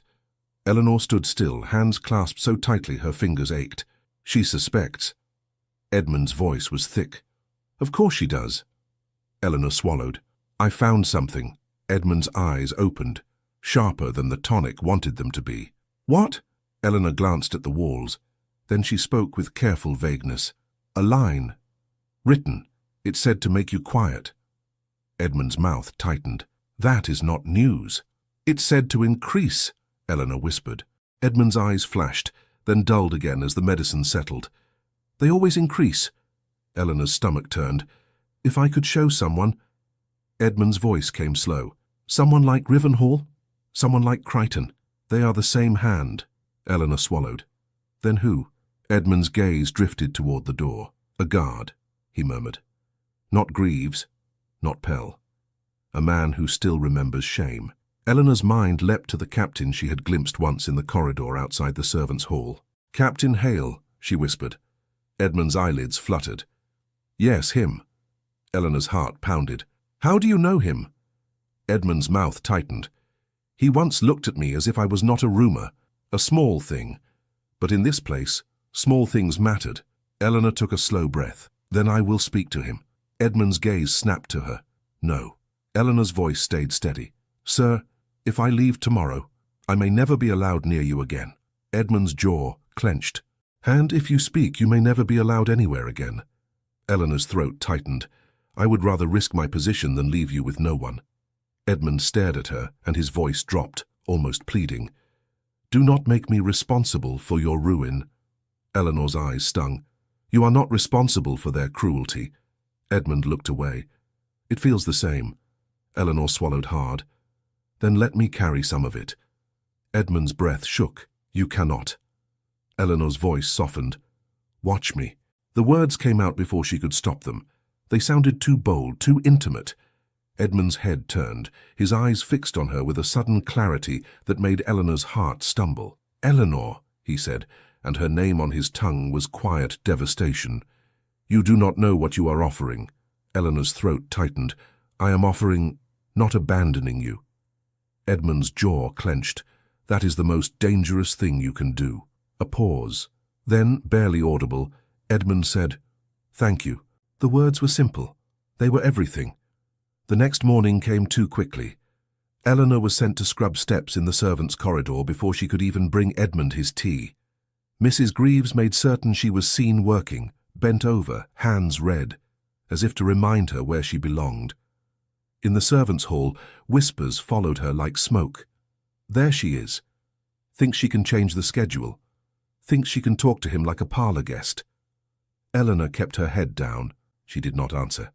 She scrubbed until the stone looked the same as it always had, because stone did not confess anything, no matter how hard you rubbed. When she carried a pail back toward the wing, she saw Captain Hale at the bend of the corridor, speaking with a younger guard. He was tall, composed, his uniform neat. His eyes moved over the hallway with quiet attention, as if he heard what others ignored. Eleanor's heart pounded. She could not walk up to him like a child tugging a sleeve. That would be noticed, so she did the only thing she could. She stumbled. Not dramatically, just enough. The pail sloshed. A little water spilled onto the stone. "Careful," the younger guard muttered. Eleanor bent quickly, as if mortified. "Forgive me." Captain Hale stepped closer, not unkind. "Are you all right?" Eleanor kept her eyes down. "Yes, sir. Just clumsy." Captain Hale's gaze lingered on her face. "You are Eleanor Hart." Eleanor's breath caught. "Yes, sir." The fact that he knew her name frightened her more than it comforted her. Captain Hale lowered his voice slightly. "You were assigned to the North Wing." Eleanor's fingers tightened around the pail handle. "Yes, sir." Captain Hale's expression stayed neutral. "That is difficult work." Eleanor swallowed. "Yes, sir." The younger guard shifted, impatient. "Captain, we must—" Captain Hale lifted a hand slightly, and the younger guard fell quiet. Captain Hale looked at Eleanor. His voice remained calm. "If you need something carried, you may ask." It was an offer, carefully worded, safe. Eleanor's throat tightened. She could not hand him the torn paper in the corridor. She could not speak plainly. So she said the most ordinary words she could shape into a message. "Thank you, sir," Eleanor said softly. "There is a cupboard in that wing that troubles me." Captain Hale's eyes sharpened for half a second, then smoothed again. "A cupboard?" "Yes, sir," Eleanor said, voice steady with effort. "Locked, often opened. And when it is opened, the prince seems worse." Captain Hale's gaze held hers. "Who opens it?" Eleanor swallowed. "A physician, and sometimes others." Captain Hale's jaw tightened slightly. "Be careful, Miss Hart." Eleanor nodded. "I am trying, sir." Captain Hale's voice softened by a fraction. "If you have concerns, you may speak to Mrs. Greaves." Eleanor's mouth tightened. "Mrs. Greaves is not fond of concerns." Captain Hale studied her a moment longer. Then he said quietly, "If you must speak, choose the hour when corridors are empty." Eleanor's pulse quickened. Yes, sir. Captain Hale stepped back. Go on. Eleanor moved away, pail in hand, heart hammering with the fragile relief of having placed the smallest pebble in the right path. But relief did not last in this palace. It never did. When Eleanor reached the heavy door of the wing, Mrs. Greaves met her, eyes sharp. "You are late," Mrs. Greaves said. "I was delayed with chores, ma'am." Mrs. Greaves's gaze narrowed. "And you were speaking with Captain Hale?" Eleanor's stomach dropped. She kept her voice steady. "He spoke to me, ma'am." Mrs. Greaves's lips pressed together. "You are being watched." Eleanor nodded. "I understand." Mrs. Greaves unlocked the door. "Go in. Do not chatter, and do not let him chatter." Inside, Edmund sat by the table, hands clasped. He looked up when Eleanor entered, and for a moment Eleanor saw something like relief before he forced his face still. Mrs. Greaves muttered, "Tea, then tidy, then no nonsense." She left. Eleanor brought Edmund his tea. He took a sip, then set the cup down, eyes fixed on Eleanor. "You came back." Eleanor's throat tightened. "Yes, sir. I expected you to be gone," Edmund said quietly. Eleanor's hands trembled. "I nearly was." Edmund's jaw clenched. "Did you sign?" Eleanor shook her head. "No." Edmund exhaled a harsh breath. "Then you are foolish." Eleanor met his gaze. "Then so be it." Edmund stared at her as if something inside him had shifted, and he did not know what to do with it. Eleanor lowered her voice. "I spoke to Captain Hale." Edmund's eyes widened slightly. "Why would you—" "Because I cannot leave you alone with that cupboard," Eleanor whispered. "Because if they remove me tomorrow, there must be someone else who knows to look." Edmund's jaw clenched. "You will be punished." Eleanor's mouth tightened. "I already am." The day unfolded like a tightening net. Mrs. Greaves checked the room twice instead of once. Millie arrived with supplies and hovered too long, eyes darting as if someone had told her to listen. At noon, Dr. Crichton appeared unexpectedly, smiling as if visiting a pleasant patient. "How is our prince today?" he asked the heir. Edmund's fingers tightened. Eleanor kept her gaze down. Dr. Crichton's eyes flicked to her apron, lingering near her waist seam. Eleanor's pulse spiked. "What is that?" Dr. Crichton asked mildly. Eleanor's mouth went dry. "My apron, sir." Dr. Crichton smiled. "Yes. And what is inside it?" Eleanor forced a small, confused look. "Nothing, sir." Dr. Crichton took a step closer. "Nothing tends to make servants nervous." Eleanor's throat tightened. "I am nervous because you are the physician, sir." Dr. Crichton's smile widened slightly. "Clever." Edmund's voice cut in, low. "Leave her alone." Dr. Crichton's gaze slid to Edmund. "Your Highness is protective today." Edmund's eyes flashed. "Do not speak as if you know me." Dr. Crichton's voice remained polite. "Drink when instructed. Rest when instructed. Speak when permitted." Edmund's jaw clenched. "I am not a clock." Dr. Crichton's eyes returned to Eleanor. "If you are found interfering again, Miss Hart, you will be removed immediately." Eleanor lowered her gaze. "Yes, sir." Dr. Crichton lingered a moment longer, then left. When the door locked behind him, Eleanor's hands began to shake. Edmund watched her. "He suspects," Eleanor whispered. "Yes." Edmund's voice was rough. "Then hide whatever you have." Eleanor swallowed. "I already have." Edmund's gaze sharpened. "Where?" Eleanor shook her head slightly. "I cannot say." Edmund's jaw clenched, then eased. "Good." That night after supper, when the palace quieted and the corridor outside the wing grew still, Eleanor heard a soft knock at the door. Not Mrs. Greaves, not Dr. Crichton. A pause. Then a second knock, spaced in a careful pattern. Eleanor's heart pounded. She moved to the door, fingers trembling as she slid the chain aside just enough to see. Captain Hale stood in the dim corridor, face calm. Eleanor's breath caught. "Captain." Captain Hale's voice was low. "You said a cupboard troubles you."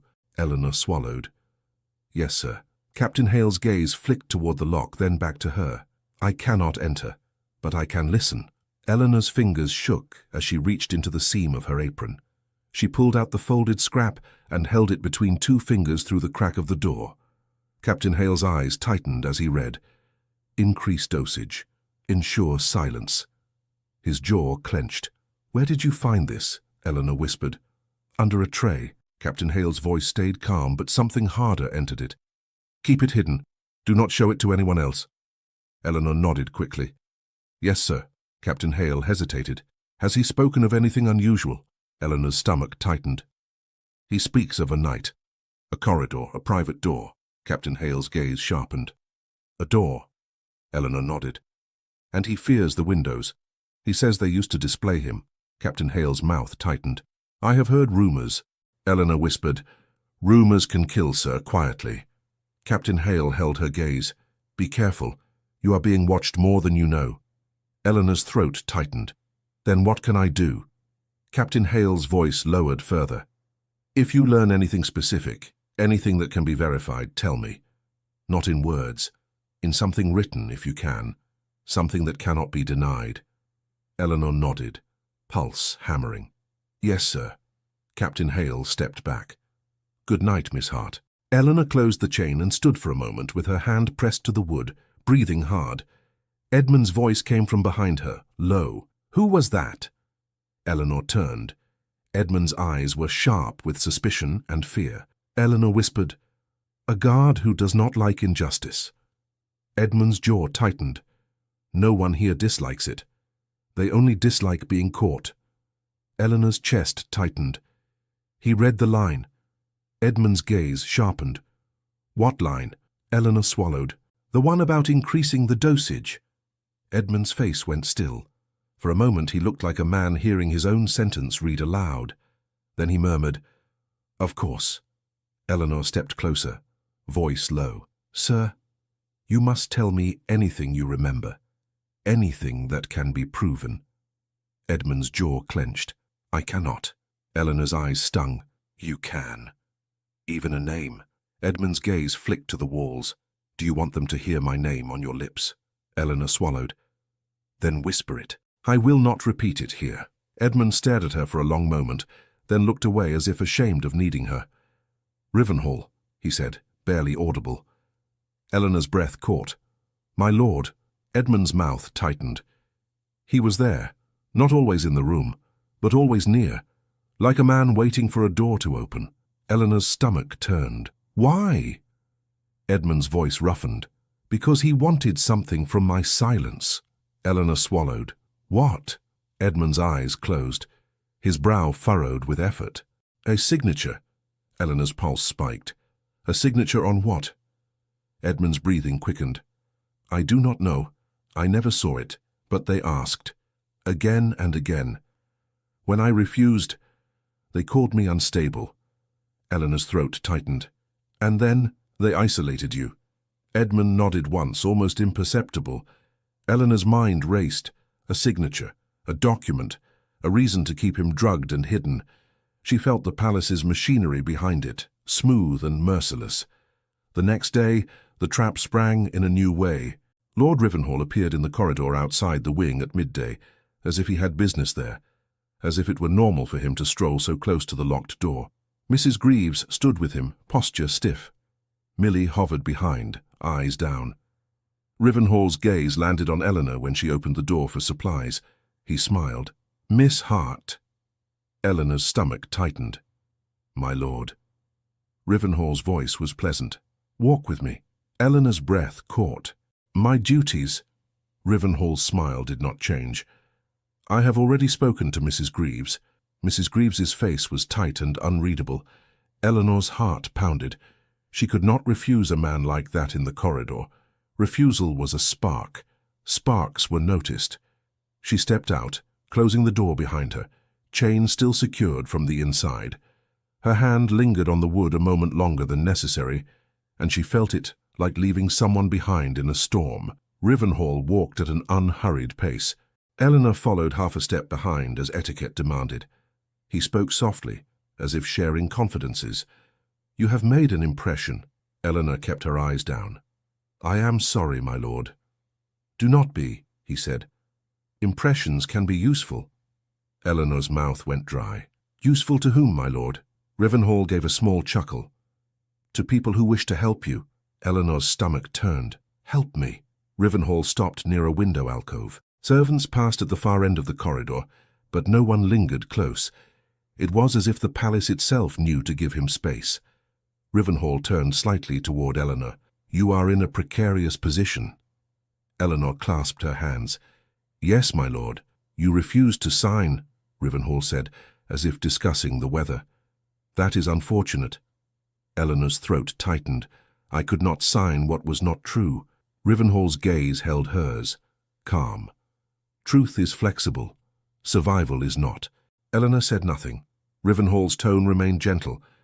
"You may be dismissed or you may remain." Eleanor's pulse hammered. "Remain." Rivenhall nodded. "Yes, with protection." Eleanor swallowed. "What protection, my lord?" Rivenhall's smile was small. "Mine." Eleanor's skin prickled. "Why would you protect me?"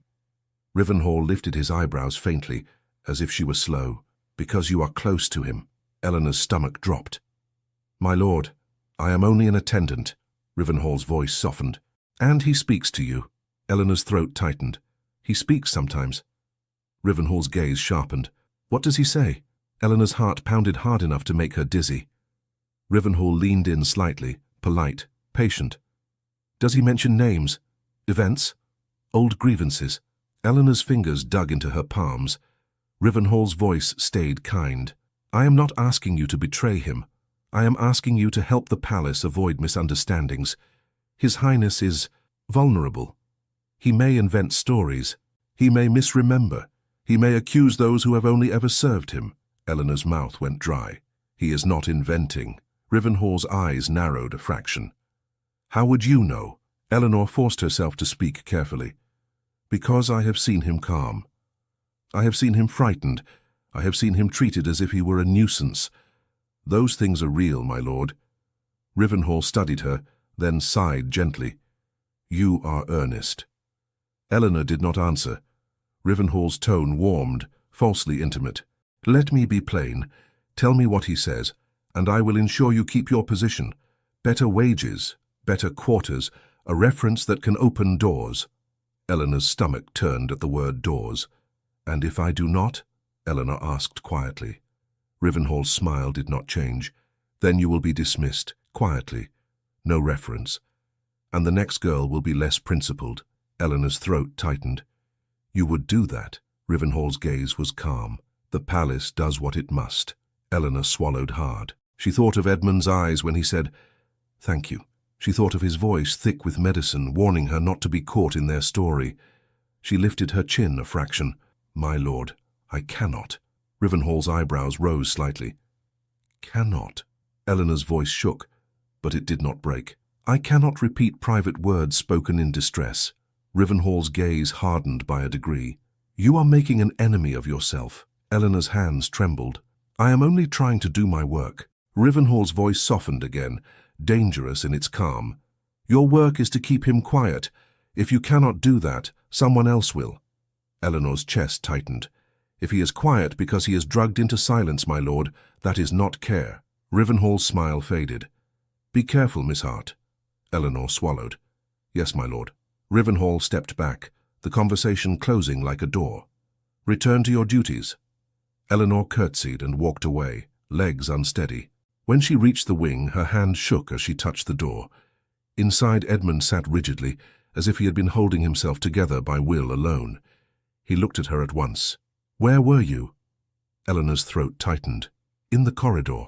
"With whom?" Edmund demanded, and his voice held an edge of panic. Eleanor swallowed. "Lord Rivenhall." Edmund's face went white in a way Eleanor had not seen before. "What did he say to you?" Eleanor stepped closer, voice low. "He offered to protect me." Edmund's jaw clenched. "In exchange for what?" Eleanor met his eyes. "In exchange for your words." Edmund's shoulders tightened, and he looked away, breathing hard. "And you told him?" "No," Eleanor said quickly. "I refused." Edmund's head snapped back, his eyes burned. "You refused?" "Yes." A long pause. Then Edmund's voice came rough, almost broken. "Why?" Eleanor's throat tightened. "Because your words are yours, and because they are using you, sir. I cannot be part of it." Edmund stared at her as if he could not absorb it. Then he gave a short, harsh breath. "You are reckless." Eleanor's mouth tightened. "Perhaps." Edmund's jaw clenched. "He will not forgive that." Eleanor swallowed. "I know." Edmund's voice dropped. "Then you have just stepped into a war without weapons." Eleanor flinched at the word and whispered, "No weapons, sir. Only truth." Edmund's mouth twisted. "Truth is sharper than anything. That is why they dulled me." Eleanor took a slow breath. "Then we will not let them." "We." The word fell between them like a vow. Edmund looked at her, eyes bright. "Do not say we," Eleanor swallowed. "Why not?" "Because it makes me hope," Edmund said, and the honesty of it made Eleanor's chest ache. "And hope is what they punish." Eleanor's voice softened. "Then let them punish me for hoping. I am already marked." A knock came at the door. Mrs. Greaves entered with a new ledger tucked under her arm, and Dr. Crichton behind her, smiling faintly. "My goodness," Dr. Crichton said. "Our attendant looks flushed. Have you been running about, Miss Hart?" Eleanor kept her eyes down. "No, sir." Dr. Crichton's gaze lingered on her. "Do you find the work stressful?" Eleanor swallowed. "It is work, sir." Dr. Crichton stepped into the room and set the ledger on the table, flipping it open. His finger traced a line. Eleanor's eyes flicked to the page before she could stop them. The ink looked too fresh in places, the dates too neat. Dr. Crichton's voice was mild. "We will adjust the schedule again." Edmund's fingers tightened. Eleanor heard herself say softly, "Why?"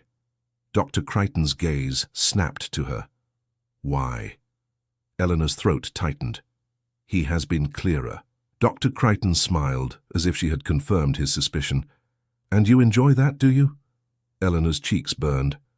"I enjoy seeing him comfortable." Dr. Crichton's smile thinned. "Comfort is not the priority." Edmund's voice cut in low.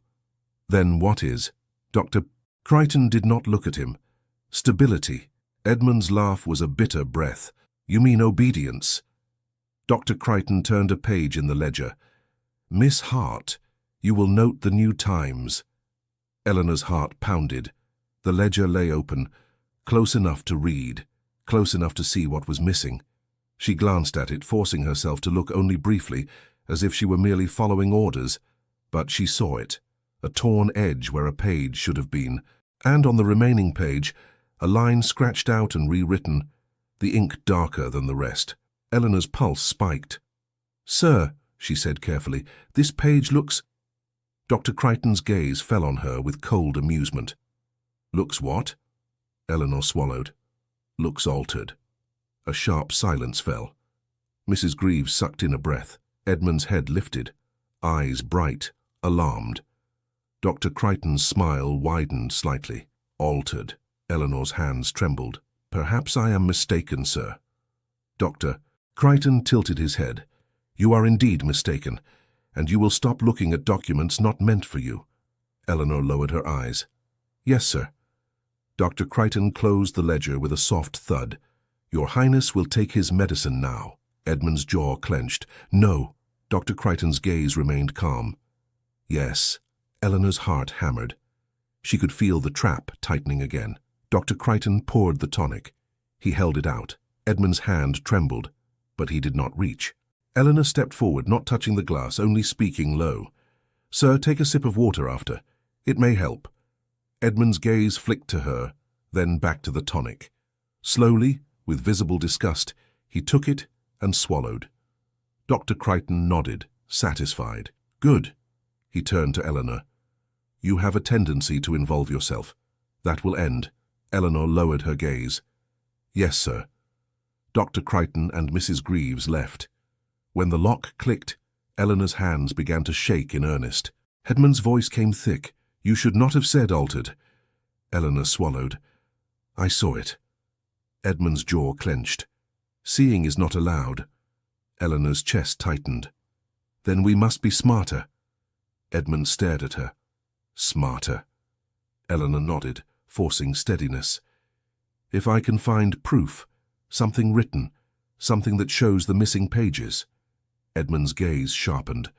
"They keep those things locked." Eleanor's mouth tightened. Locks can be opened. Edmund's eyes flicked to the door. Not by you, Eleanor whispered. By someone with keys. Edmund's breath caught. Greaves. Eleanor nodded slowly. Or Crichton, or someone who cleans when they are careless. Edmund's voice was rough. They are never careless. Eleanor's mouth tightened. Everyone is careless when they believe you are nothing. The words hung between them, bitter and true. That evening, the palace's gaze grew heavier. Millie delivered candles and lingered, hands trembling, as if forced to wait for a question to be asked. Eleanor said quietly, "You may go, Millie."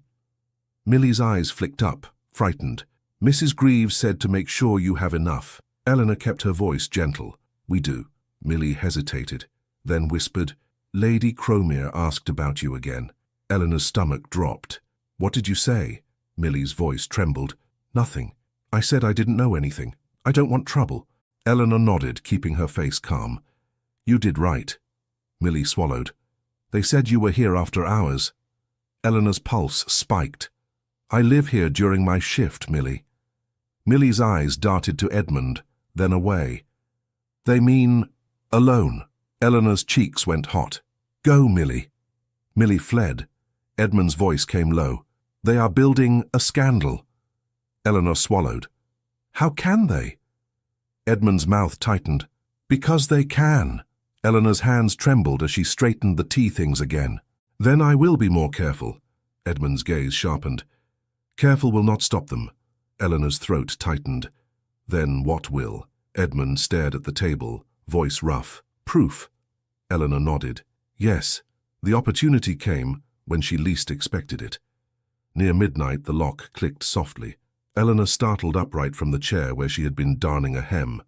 Edmund was half asleep, eyes heavy with medicine. The door opened, and Mrs. Greaves stepped in, face tight.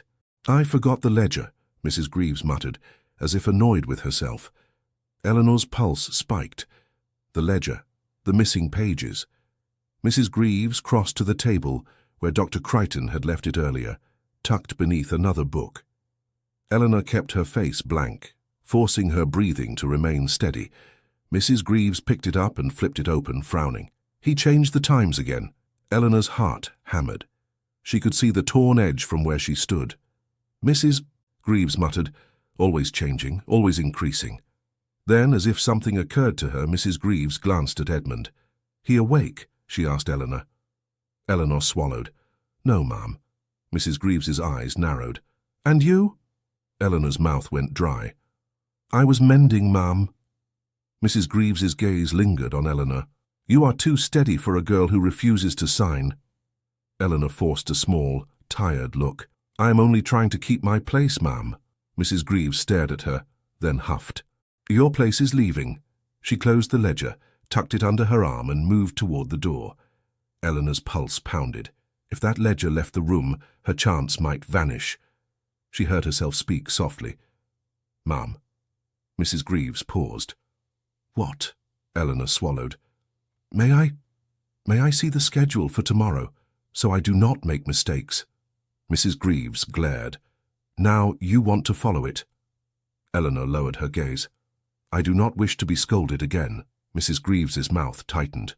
She hesitated, then opened the ledger just enough to show a page. Eleanor leaned in slightly, eyes scanning fast, and there, on the lower margin, she saw a note written in a different hand. Not Dr. Crichton's. A sharper script. "Ensure compliance. If resistance continues, remove." Eleanor's breath caught. Mrs. Greaves snapped the ledger shut. "That is enough." Eleanor forced a nod. "Yes, ma'am." Mrs. Greaves left and locked the door again. Eleanor stood frozen for a moment, heart hammering so hard she felt it in her throat. Edmund's voice came, thick with sleep. "What is it?" Eleanor swallowed, moving closer to him, lowering her voice. "There is a note, not his handwriting." Edmund's eyes opened a fraction. "Whose?" Eleanor's throat tightened. "I do not know, but it says, 'Remove.'" Edmund went still. Even through the medicine, the word reached him. His voice was barely audible. "They are done waiting." Eleanor's hands trembled. "We must tell Captain Hale." Edmund's jaw clenched. "And Rivenhall will hear." Eleanor swallowed. Then we must be careful. Edmund's eyes fixed on hers, bright and frightened. You will be blamed for this. Eleanor's voice steadied with effort. Then let them blame me. I will not sign their lie. Edmund stared at her, as if her refusal was both terrifying and wondrous. The next day, Rivenhall returned, not to the corridor this time, but to the servants' passage where Eleanor was carrying linens, as if he had chosen the most humiliating place to corner her. He did not look at the linens. He looked at her. "Miss Hart," he said pleasantly. Eleanor's stomach tightened. "My lord." Rivenhall's tone was almost warm. "I offered you assistance." Eleanor kept her gaze down. "Yes, my lord." "And you refused," he said. Eleanor swallowed. "I did." Rivenhall's smile lingered, thin. "You are loyal." Eleanor said nothing. Rivenhall leaned in slightly. "Loyalty is admirable when given to the right people." Eleanor's fingers tightened around the linen. "My lord, I must return to my duties." Rivenhall's voice softened. "Your duties will change one way or another. You may choose comfort or you may choose hardship." Eleanor swallowed. "I choose to do my work." Rivenhall's gaze sharpened. "Your work is to tell me what he says." Eleanor's heart pounded. She kept her voice calm. "He says very little, my lord." Rivenhall smiled. "Then you have nothing to fear by repeating it." Eleanor's mouth went dry. "My lord, I cannot." Rivenhall's smile vanished. "You can." Eleanor's throat tightened. "I will not." Rivenhall stared at her for a long moment. Then his tone returned to polite calm, colder now. "Very well. Then understand this. When the palace tidies itself, it will not pause to spare you." Eleanor forced herself to breathe. "Yes, my lord." Rivenhall stepped back. "Good girl." He walked away. Eleanor stood for a moment, linen trembling in her hands. When she returned to the wing, Edmund looked up at once. "He came," Edmund said. Eleanor swallowed. "Yes." Edmund's jaw clenched. "What did he want?" Eleanor's voice was low. "Your words." Edmund's eyes flashed. "And you gave him nothing." Eleanor shook her head. "Nothing." Edmund's shoulders loosened by a fraction, then tightened again. "Then he will move." Eleanor's throat tightened. "We must move too." That evening, Eleanor waited until the corridor quieted, then slipped to the door and tapped softly in the pattern Captain Hale had used. A pause. Then a knock returned. Careful. Eleanor opened the chain a crack. Captain Hale's face appeared, calm but alert. "Miss Hart," Eleanor whispered. "There is more." Captain Hale's gaze sharpened. "Tell me." Eleanor held her voice steady. In the ledger, there was a note in another hand. It said to ensure compliance, and if resistance continues, remove. Captain Hale's jaw tightened. "Remove." Eleanor nodded, throat tight. "And I believe the order does not come only from the physician." Captain Hale's eyes flicked to the corridor behind him, then back. "Do you have proof?" Eleanor's mouth went dry. "I saw it. I could not take it." Captain Hale's voice lowered. "Then we need something written, something we can present." Eleanor's hands trembled. "How can I get it?" Captain Hale hesitated. "When they are careless. When the cabinet is opened. When a tray is left unattended." Eleanor swallowed. "They are watching me." Captain Hale's gaze held hers. "Then do not be caught." Eleanor nodded. "Yes, sir." Captain Hale stepped back. "Be cautious, Miss Hart. The palace can forgive a mistake. It does not forgive disobedience." Eleanor whispered. "I have done both." Captain Hale's mouth tightened. "Then you must be twice as careful." He left. Eleanor closed the chain and turned. Edmund sat rigidly, eyes sharp. "You spoke to him again." Eleanor swallowed. "Yes." Edmund's jaw clenched. "You are building your own gallows." Eleanor's voice steadied. "Then let it be built from truth." Edmund stared at her as if he wanted to argue, but could not find the words. Hours passed. Mrs. Greaves came, then left. The physician came, then left. The palace's routine marched on as if it could smother any rebellion simply by continuing. But near midnight, Eleanor heard a soft sound from Edmund's inner room. A scrape, a breath, a restless shift. She stood from her chair. "Sir?" No answer. Eleanor moved toward the inner door, hesitating. She had been told not to enter unless necessary, but she had also been told to keep him quiet, and silence was never simple with Edmund. She knocked softly. "Sir, are you unwell?" A pause. Then Edmund's voice strained. "Do not leave me." Eleanor's chest tightened. She pushed the door open a fraction. Edmund sat on the edge of the bed, hands braced on the mattress, breathing hard, eyes bright with fear. Eleanor stepped in. "Careful." "Sir."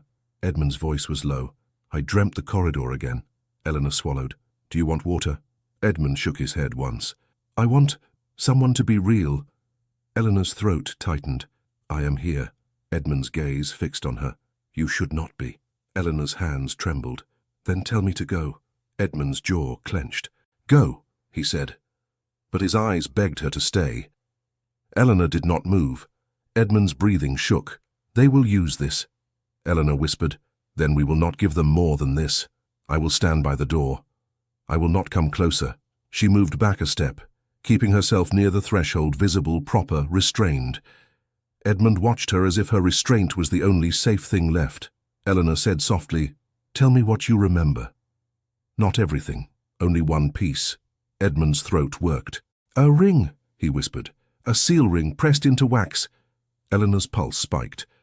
"On a letter." Edmund nodded once. "Yes, they wanted my hand, my name, to make it lawful." Eleanor's chest tightened. "And you refused?" Edmund's voice roughened. "Yes." Eleanor swallowed. "That is proof." Edmund's eyes flicked to her. "No, it is memory." Eleanor's voice steadied. "Then we must find the letter." Edmund's breathing quickened. "Letters are kept where maids do not go." Eleanor's mouth tightened. "Then we must find a way." A soft click sounded from the outer door. Eleanor's blood ran cold. She turned her head toward the main room. Footsteps, measured, unhurried. A woman's voice, low and satisfied. "Mrs. Greaves." "And where is she?" Mrs. Greaves said. "If not where she ought to be." Eleanor stepped into the main room quickly, heart pounding. Lady Cromere stood just inside the door, gloved hands folded. Mrs. Greaves was beside her, eyes sharp. Lady Cromere's gaze swept the room, then landed on the open inner door behind Eleanor. "So," Lady Cromere said softly, "you have crossed into his private rooms." Eleanor's throat tightened. "My lady, he called for water. Lady Cromere's smile was thin. "You are alone with him after hours." Eleanor's cheeks burned. "I stood by the door." Lady Cromere's eyes flicked past her, toward Edmund, who had risen, and now stood in the inner doorway. Face pale, posture rigid. Edmund's voice cut in low. "She did nothing wrong." Lady Cromere's gaze did not soften. "Your Highness, you will return to bed." Edmund's jaw clenched. "Do not command me like—" Lady Cromere lifted a hand, and Edmund stopped, as if the gesture itself carried weight. Lady Cromere looked at Eleanor again. "This is precisely why you were chosen, because you were meant to be harmless." Eleanor swallowed. "I am harmless, my lady." Lady Cromere's voice stayed quiet. "No, you are inconvenient." Eleanor's chest tightened. "My lady, I have tried to follow the schedule." Lady Cromere's gaze sharpened. "You refused to sign. You spoke to the physician as if you were his equal. You have now been found in a position that invites interpretation." Eleanor's hands trembled. "I did not invite anything." Lady Cromere's smile returned, small and cruel in its calm. "That is the trouble with interpretation. It does not require your permission." Mrs. Greaves stepped closer, voice low. "I told her." Eleanor's throat tightened. "I only came because he was frightened." Lady Cromere's eyes narrowed. "Frightened." Edmund's voice came sharp. "Yes, frightened, like a man treated as a secret." Lady Cromere turned toward him, calm as ever. "Your Highness, you are agitated. This is why the schedule exists." Edmund's face went still. "Your schedule is not medicine. It is punishment." Lady Cromere's gaze flicked to Mrs. Greaves. "Send for Dr. Crichton." Eleanor's stomach dropped. "My lady, please." Lady Cromere looked at Eleanor, expression unreadable. "You will come with me." Eleanor's breath caught. "Now?" "Now," Lady Cromere said. "You will explain yourself properly." Eleanor's pulse hammered. "May I at least close the inner door?" Lady Cromere's eyes narrowed. You may do nothing without instruction. Edmund stepped forward, voice rough. Do not take her. Lady Cromer's gaze did not change. She is a servant. She goes where she is told. Eleanor's throat tightened. She looked at Edmund, wanting to promise something, anything. Edmund's eyes held hers, fierce and helpless at once. Leave, he whispered, and it sounded like a prayer he hated. Eleanor's chest ached. She could not obey him. She could not disobey Lady Cromer without bringing worse upon him. Lady Cromer turned slightly, voice low to Mrs. Greaves. It has gone far enough. Mrs. Greaves nodded once. Yes, my lady. Lady Cromer's eyes returned to Edmund, calm as winter. The court will not tolerate continued inconvenience. Eleanor's breath caught. Lady Cromer spoke the next word softly, as if stating a household adjustment, and they struck Eleanor like a blow. They will remove him permanently. Lady Cromer's words hung in the air as if the room itself had been ordered not to breathe. Eleanor felt her knees soften, but she stayed upright. She had learned that the palace respected posture more than truth. Edmund stood in the inner doorway, pale, rigid, his hands clenched, as if he could hold himself together by force alone. Permanently, Eleanor whispered, before she could stop herself. Lady Cromer's gaze returned to her. You will not repeat my words. You will simply obey them. Edmund took one step forward. You will not. Lady Cromer did not look startled. She looked satisfied, as if his resistance proved her point. Your Highness, she said, quiet and final, you are agitated. I'm awake, Edmund snapped. Mrs. Greaves shifted, uneasy. My lady! Lady Cromer lifted a hand without turning her head. Mrs. Greaves fell silent at once. Lady Cromer's eyes returned to Eleanor. Come with me. Eleanor's throat tightened. My lady, please, he only... Come, Lady Cromer repeated. Now. Eleanor's hands trembled. She glanced at Edmund, wanting to say something that would not betray them, but every word felt dangerous. Edmund's gaze held hers, fierce and helpless. Do not let them, his voice caught. He swallowed. Do not let them take me. Eleanor's chest ached. She made herself nod once, small, almost invisible. Lady Cromer moved toward the door, and Eleanor followed because refusal would only tighten the net around Edmund. In the corridor, Lady Cromer walked as if the palace belonged to her, not as if she served it. Mrs. Greaves trailed behind, eyes sharp with worry. Lady Cromer spoke without turning. You were selected because you would not be tempted to forget your place. Eleanor's voice came small. I have not forgotten it, my lady. Lady Cromer stopped so suddenly, Eleanor nearly collided with her. You entered his bedchamber, Lady Cromer said softly. He called for me, Eleanor said, steadying her voice. He was frightened. Lady Cromer's eyes narrowed. You say that as if fear is a reason. Eleanor swallowed. It is a reason to offer water, my lady. A maid does not enter a gentleman's room at midnight, Lady Cromer replied, still quiet. Not unless she wishes to be spoken of. Eleanor's cheeks burned. I did not wish.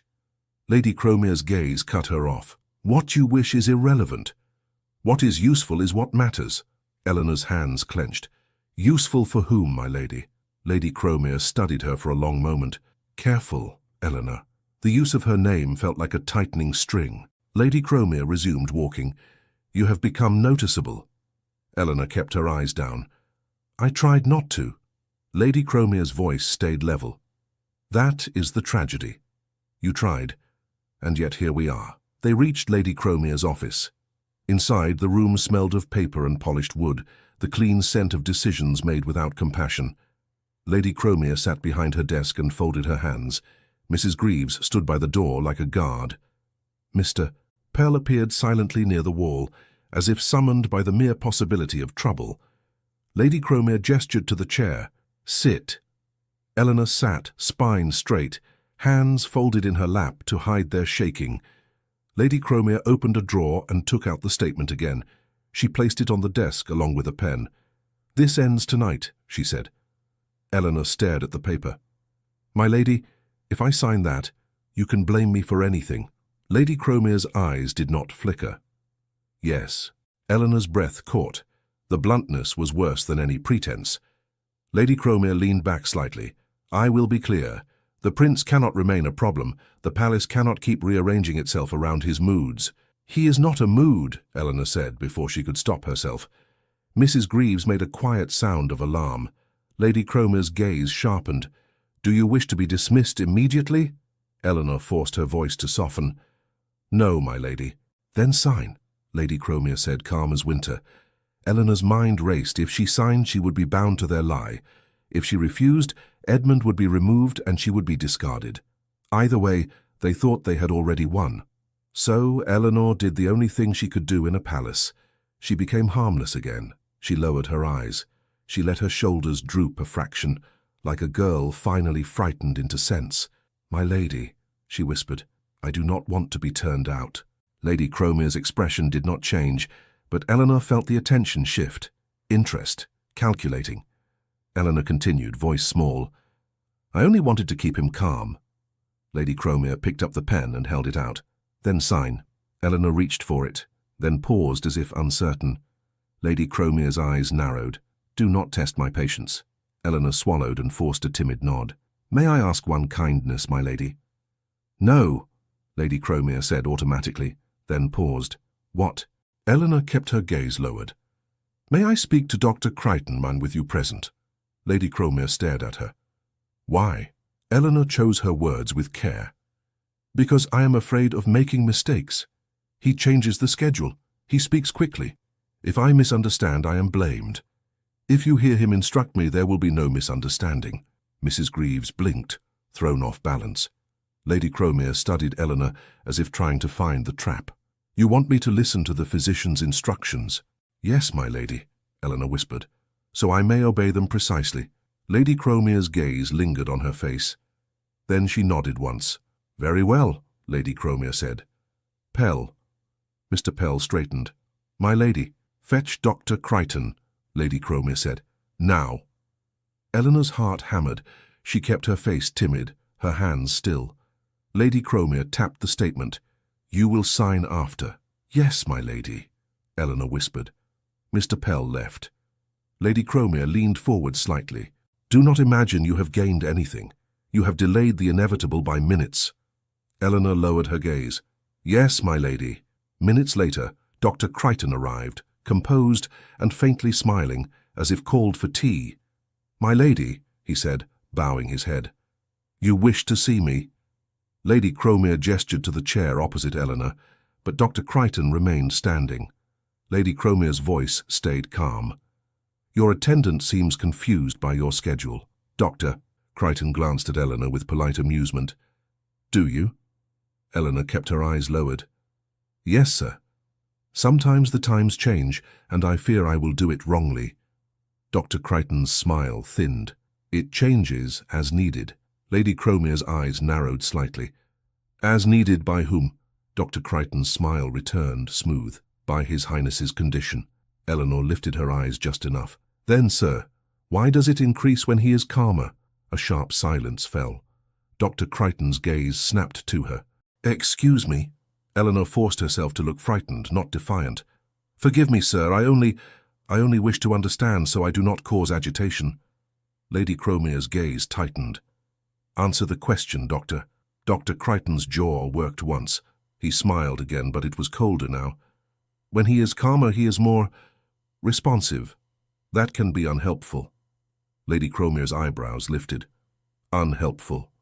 Dr. Crichton's smile held. "The prince has a tendency to fixate, to speak of matters that ought not occupy him." Lady Cromer's eyes stayed on him. "Such as?" Dr. Crichton hesitated for half a breath too long. Eleanor's heart hammered.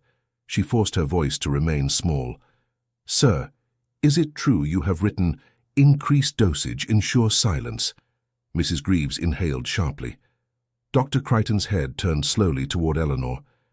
"Where did you hear that phrase?" Eleanor swallowed and looked at Lady Cromer as if asking permission. "My lady, I saw it." Lady Cromer's gaze sharpened, not at Eleanor but at Dr. Crichton. "Did you write it?" Dr. Crichton's mouth tightened. "My lady, this is a servant's confusion." "Did you write it?" Lady Cromer repeated, quiet and deadly. Dr. Crichton's smile returned, strained. "Those words may appear in notes." Lady Cromer leaned forward. "Why?"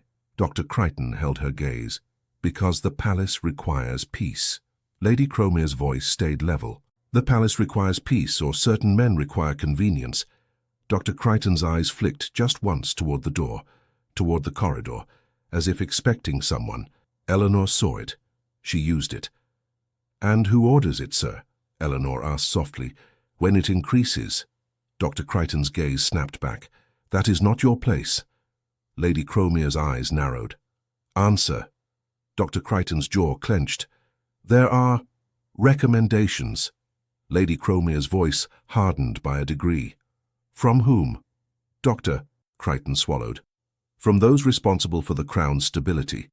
Lady Cromer stared at him. "Names, Doctor." For a moment, Dr. Crichton looked as if he might refuse. Then he smiled, and it was the smile of a man who believed himself untouchable. "My lady," he said, "you know very well who takes interest in these matters." Eleanor's pulse spiked. It was not a name, but it was a crack. Lady Cromer's gaze held his. "You will show me your ledger." Dr. Crichton's smile faltered. "My lady, the ledger is a medical—" Lady Cromer cut him off. "You will show it to me now." Dr. Crichton's eyes flashed with irritation. He quickly smoothed away. "As you wish." He took a key from his pocket, as Eleanor had seen before, and opened the cabinet Lady Cromer had never touched in front of a servant. He withdrew the ledger. Eleanor's heart pounded so hard she felt dizzy. Dr. Crichton set the ledger on Lady Cromer's desk and flipped it open. He turned pages quickly, too quickly. Lady Cromer's voice was cold. "Slower." Dr. Crichton slowed, then stopped on a page and held it flat. Lady Cromer leaned in and examined it. Her eyes moved down the lines. Then they paused at the torn edge where a page should have been. Lady Cromer's voice became very quiet. "Why is a page missing?" Dr. Crichton's smile returned, brittle. "Paper tears, my lady." Lady Cromer lifted her gaze. "Paper tears in the direction of truth, does it?" Mrs. Greaves shifted, sweating. Eleanor's hands tightened in her lap. She forced herself not to look triumphant. There was no triumph here, only a chance. Lady Cromer turned a page. Her eyes narrowed at a darker line of ink. "This is not the same hand," Lady Cromer said. Dr. Crichton's jaw tightened. "Assistants make notes." Lady Cromer's gaze sharpened. "Instructing removal." Dr. Crichton went still. Eleanor's breath caught. Lady Cromer had found the note Eleanor had glimpsed. Lady Cromer looked up, her calm now edged with contempt. "You have been taking orders." Dr. Crichton's voice stayed polite, but his eyes hardened. "My lady, it is not as simple as—" Lady Cromer snapped the ledger shut. The sound was small, but it landed like a gavel. "It is as simple as this," Lady Cromer said. "You have exceeded your authority." Dr. Crichton's face tightened. "My lady, if you embarrass the wrong person—" Lady Cromer's gaze turned glacial. "Do not threaten me in my own office." Dr. Crichton's mouth opened, then closed. Lady Cromer stood. "Pell, summon Captain Hale." Mr. Pell blinked, startled. "My lady?" "Summon him," Lady Cromer repeated. "Now." Mr. Pell hurried out. Eleanor's heart pounded. Captain Hale, a witness with a uniform. A man the palace could not dismiss as a foolish girl. Dr. Crichton's gaze slid to Eleanor, sharp and assessing. "This was you." Eleanor lowered her eyes. "I only wanted to obey, sir." His smile was thin. "You wanted to obey so loudly that others heard." Lady Cromer's voice cut in. "Speak only when spoken to, Doctor." Dr. Crichton went rigid. When Captain Hale arrived, his boots quiet on the carpet, the air changed. Authority entered. Not the soft authority of etiquette, but the hard authority of procedure. Captain Hale bowed. "My lady." Lady Cromer gestured to the ledger. "Captain, you will witness this." Captain Hale's gaze sharpened.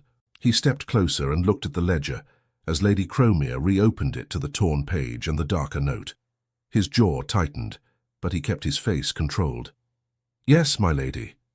Lady Cromer turned to Dr. Crichton. "You will explain in Captain Hale's hearing why you are instructed to ensure compliance and remove if resistance continues." Dr. Crichton's smile returned, brittle. "My lady, this is a misunderstanding." Captain Hale's voice was calm. "Then it will be easily corrected." Dr. Crichton looked between them, calculating. His gaze flicked to the door again, as if expecting rescue. It did not come. He exhaled sharply. "The prince is a sensitive matter." Lady Cromer's voice was quiet. "Name the man who instructed you." Dr. Crichton's eyes hardened. "I do not take orders from servants." Lady Cromer's gaze narrowed. "Name him." Dr. Crichton's mouth tightened. "Lord Rivenhall communicates concerns." Eleanor's breath caught. Captain Hale's eyes sharpened. He did not speak, but the name landed heavy and undeniable. Lady Cromer stared at Dr. Crichton. "And you call those concerns medical necessity?" Dr. Crichton's voice sharpened despite himself. "My lady, do you want the prince loose in the palace? Do you want whispers in the newspapers? Do you want the court embarrassed?" Lady Cromer's eyes went cold. "I want you removed from your post." Dr. Crichton's face went white. "My lady—" Lady Cromer lifted her hand. "Captain Hale, you will escort Dr. Crichton to his quarters. He will pack. He will leave the palace grounds by sunset.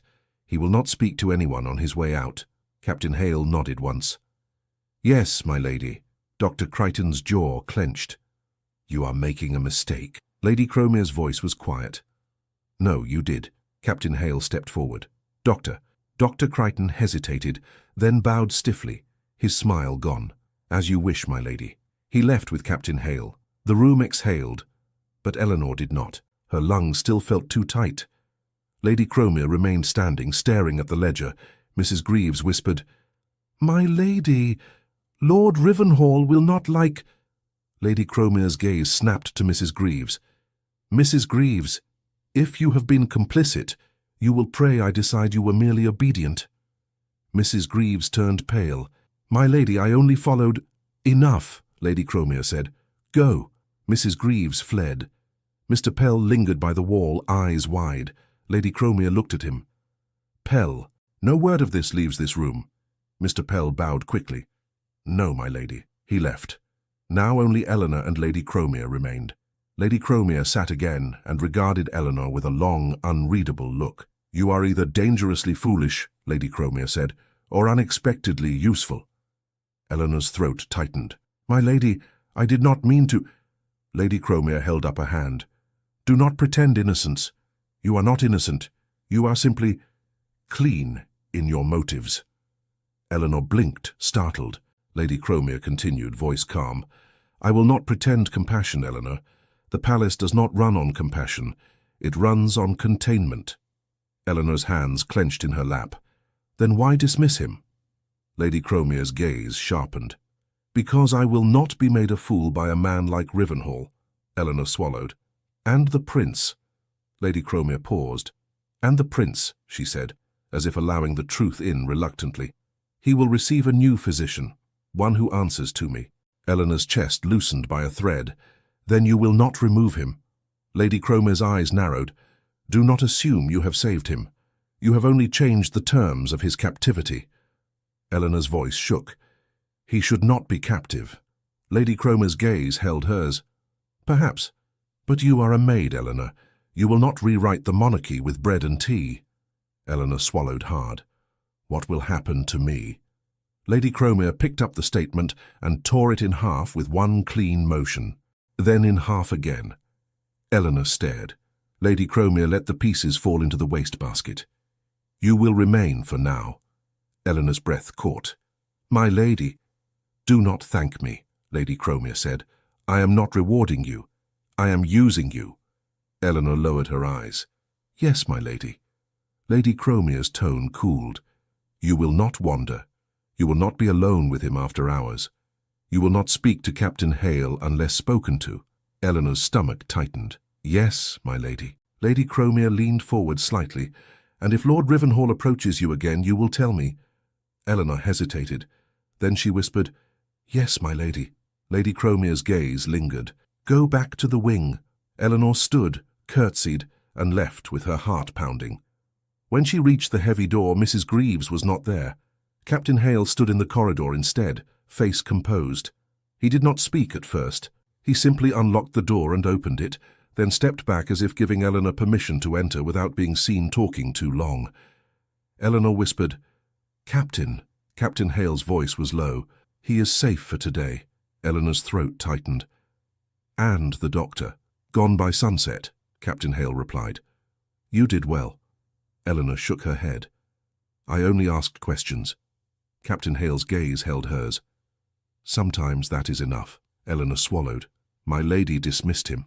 Captain Hale nodded. For now the palace has chosen order over convenience. Eleanor's mouth tightened. And Lord Rivenhall. Captain Hale's jaw clenched slightly. He will not enjoy this. Eleanor's heart pounded. Will he punish the prince? Captain Hale's voice stayed calm. He will try. Eleanor whispered. And me. Captain Hale met her eyes. Be cautious, but do not be silent. Eleanor nodded, then slipped inside. Edmund was standing, as if he had refused to sit until he knew whether Eleanor would return. His eyes met hers at once. You came back, he said, voice rough. Eleanor's throat tightened. Yes, sir. Edmund's jaw clenched. And you are not in chains. Eleanor gave a small, breathless sound that might have been laughter if her chest had not felt so tight. No chains, sir. Edmund stared at her as if trying to understand the impossible. Eleanor moved closer, stopping at a proper distance, hands clasped. Dr. Crichton is dismissed. Edmund went very still. Dismissed. Eleanor nodded. By Lady Cromere. Edmund's mouth parted slightly, then closed. His eyes flicked to the cabinet as if expecting it to open and prove her wrong. And Rivenhall, Edmund whispered. Eleanor swallowed. His name was said aloud. In Captain Hale's hearing, Edmund exhaled a shaky breath. The sound held years of being unheard. Eleanor's voice softened. You are not a rumour today. Edmund's gaze snapped to her, bright and unguarded. What did you do? Eleanor's hands trembled. I made myself small. Then I asked the right question. Edmund's jaw clenched. You should not have had to. Eleanor's eyes stung. No. Edmund stared at her for a long moment, and when he spoke again, his voice was lower. Why did you do it? Eleanor's throat tightened. Because you asked me not to let them take you. Edmund's gaze held hers. That is not enough, Eleanor swallowed. The truth rose in her chest, frightening in its simplicity. It is enough, she whispered. And it is more. I cannot watch you be swallowed by silence. Edmund's fingers curled at his sides. Eleanor. She held his gaze steady. I do not know what tomorrow brings. I only know I could not leave you to that cupboard and that schedule and those smiles. Edmund's voice roughened. You should be angry with me. Eleanor's brow furrowed. Why? Because you have risked everything for a man who has nothing to offer you, Edmund said, and the words sounded like they hurt him to speak. I cannot give you safety. I cannot give you a name that does not invite mockery. I cannot even promise I will be steady. Eleanor's chest ached. I did not ask you for promises. Edmund's gaze sharpened. Then what do you want? Eleanor's voice was quiet. I want you to be treated like a human being. Edmund's throat worked. He looked away, jaw tight, as if emotion was something he had been trained to punish in himself. When he looked back, his eyes were wet but controlled. You see me, he said quietly. Eleanor nodded once. Yes. Edmund took a careful breath. No one has said yes to that in years. Eleanor's lips trembled. Then let me say it again. Edmund's mouth tightened, and when he spoke, his voice was a restrained confession. When you enter the room, I remember I am not merely a problem. Eleanor's eyes stung. She kept her voice steady. Then remember it now. A knock came at the door. Eleanor stiffened. Captain Hale's voice, low. Miss Hart, my lady's instruction. Eleanor went to the door and opened it enough to receive a folded note. She returned and read it quickly, then looked up at Edmund. What? Edmund asked, tense. Eleanor's breath caught, then eased. You are permitted to walk in the enclosed garden, with supervision, for a short time. Edmund stared at her as if she had said the sea had moved to the palace steps. The garden, he repeated. Eleanor nodded. Yes. Edmund's hands trembled slightly. Why? Eleanor swallowed. Because Lady Cromere wants order, and because a prince seen walking calmly is harder to call a monster. Edmund's jaw clenched. They will watch. Eleanor nodded. Yes. Edmund's gaze met hers. "Will you be there?" Eleanor's throat tightened. "I will be behind you as a servant must, but I will be there." Edmund exhaled, slow and unsteady, as if he were learning how to breathe in a different life. Later, when Captain Hale escorted them through a quiet corridor, Edmund walked with careful steps, like a man uncertain the floor would keep its promise. In the small enclosed garden, Edmund stopped at the gate and stared through the bars at the winter bare branches beyond, as if the world had become both familiar and strange. Captain Hale kept a respectful distance. Eleanor stood behind Edmund, hands clasped, heart pounding. Edmund turned his head slightly, just enough that only she would hear. "You should have left," he murmured. Eleanor whispered, "And you should have been loved properly, long ago." Edmund's breath caught. He did not touch her. He did not break the rules that could destroy her. He only leaned a fraction closer, as if her steadiness were warmth. And in that quiet, with the gate between him and the wider world, Edmund said softly, "Then do not leave me now." The garden walks became the palace's newest rumour, not because Edmund raised his voice, not because he behaved wildly, but because he did not. He walked slowly under Captain Hale's watch. Eleanor followed a proper distance behind, hands clasped, eyes lowered when anyone passed. And yet the very sight of a prince breathing fresh air unsettled the household that had grown comfortable with his absence. On the third morning, Mrs. Greaves met Eleanor at the wing door, with her lips pressed thin. "You will not linger in the corridor," Mrs. Greaves said. "You will not speak to guards. You will do your work and vanish." Eleanor curtsied. "Yes, ma'am." Mrs. Greaves's eyes narrowed. "And you will stop being seen." Eleanor kept her voice mild. "I will try, ma'am." Mrs. Greaves made a sound of irritation and left. Inside, Edmund waited by the table. He stood when Eleanor entered, as if standing itself was an act of defiance.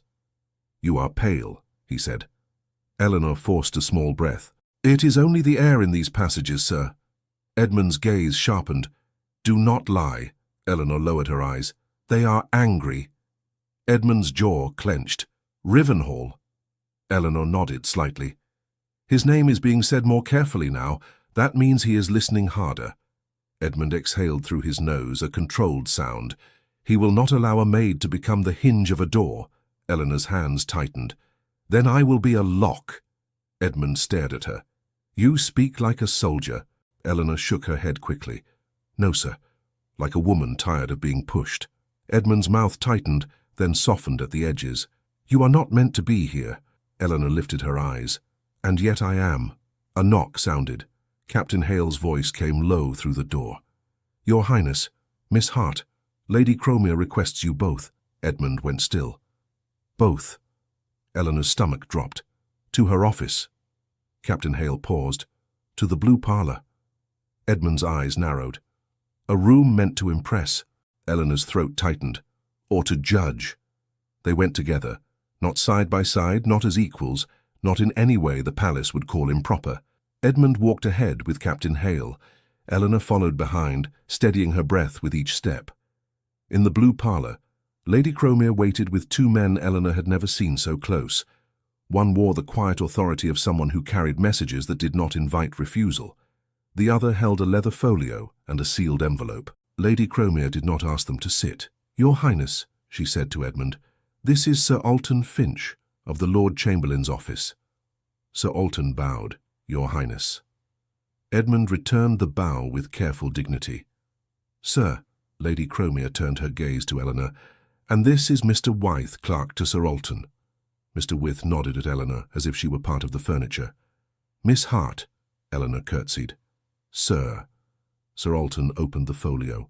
"We are here because a concern has been raised regarding your treatment, Your Highness." Edmund's jaw tightened. "A concern." Sir Alton's eyes moved briefly to Eleanor, then back to Edmund. "And because certain documents suggest improper influence."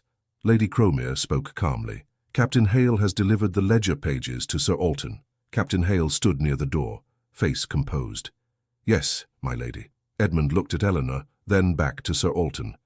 "And what does the Crown intend?" Sir Alton's voice remained neutral.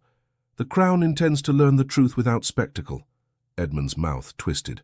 "Spectacle is what they made of me." Lady Cromer's gaze sharpened. Not today. Sir Alton cleared his throat. Your Highness, I must ask you plainly. Were you pressured to sign any document in recent years? Edmund's fingers curled at his sides. Eleanor saw the effort it took him to keep his breathing steady. Yes, Edmund said, repeatedly. Sir Alton's eyes narrowed. By whom? Edmund's jaw clenched. Lord Rivenhall. Mr. Wyth's pen paused. Sir Alton did not show surprise. He only nodded once. And did the pressure coincide with increased medication and isolation? Edmund's gaze fixed on the carpet for a moment. Yes. Sir Alton turned a page. Did you refuse to sign because you believed the document false or harmful? Edmund's voice was low. Because I would not be used. A short silence fell. Then Sir Alton looked at Eleanor. Miss Hart, he said, you are not obliged to speak, but you have been named in reports regarding irregularities in schedule and dosage. Your statement may be considered. Eleanor's throat tightened. She glanced at Lady Cromer, then at Captain Hale. No one nodded. No one rescued her from the decision. The palace rarely did.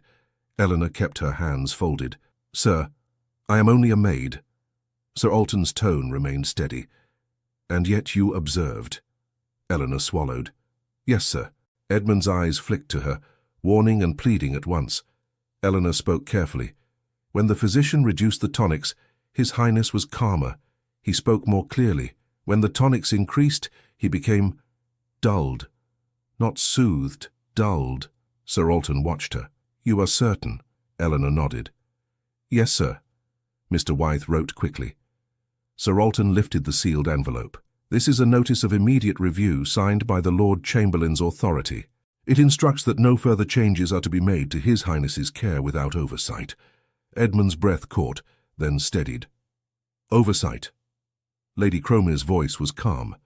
It means the schedule is no longer a private weapon. Edmund's gaze sharpened. And Rivenhall. Sir Alton set the envelope down. Lord Rivenhall has been asked to account for his involvement. Eleanor's stomach tightened. Asked. Sir Alton's eyes held hers for a brief moment. The Crown prefers a dignified exit over a public trial, but it will not ignore falsified medical records. Captain Hale's jaw tightened slightly. Edmund's voice came low. He will try to drag her down with him. Lady Cromer's gaze moved to Edmund. He may try. Eleanor's throat tightened. My lady. Lady Cromer's expression remained unreadable. You will remain under my protection while this inquiry proceeds. Eleanor's breath caught. Thank you, my lady. Lady Cromer's eyes cooled. Do not thank me, be useful. Sir Alton closed the folio. There is another matter. Edmund's posture stiffened. What? Sir Alton spoke evenly. The palace intends to reintroduce you to limited society, Your Highness, quietly, under controlled conditions. Edmund's mouth twisted. Displayed again. Lady Cromer cut in. Presented, not displayed. You will not be placed near a window like a curiosity. You will be present in a drawing room like a man. Edmund's gaze flicked to Eleanor, then away. They will stare. Sir Alton nodded. They will. And then they will grow bored. Which is the goal. Edmund's jaw clenched. And if I refuse? Sir Alton's tone did not change. Then rumours will remain the only story. Silence held. Then Edmund said, I will attend. Eleanor's heart lurched. Lady Cromer's eyes narrowed slightly, as if surprised he had chosen so quickly.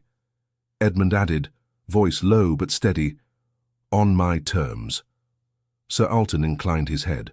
You may state them. Edmund looked directly at Lady Cromer. No tonics before the gathering. Lady Cromer held his gaze. Agreed, under supervision of the new physician. Edmund's voice tightened. And Miss Hart will not be dismissed. Eleanor's breath caught. Lady Cromer's gaze snapped to Eleanor, then back to Edmund. That is not your decision. Edmund's jaw clenched. It is my condition. Sir Alton's eyes sharpened, interested now. Your Highness. Edmund's voice stayed controlled. She has been threatened. She has been made a target. If she is cast out now, she will be punished for speaking the truth. Lady Cromer's mouth tightened. You are not married to her. The words struck the air like a slap meant for Eleanor to feel.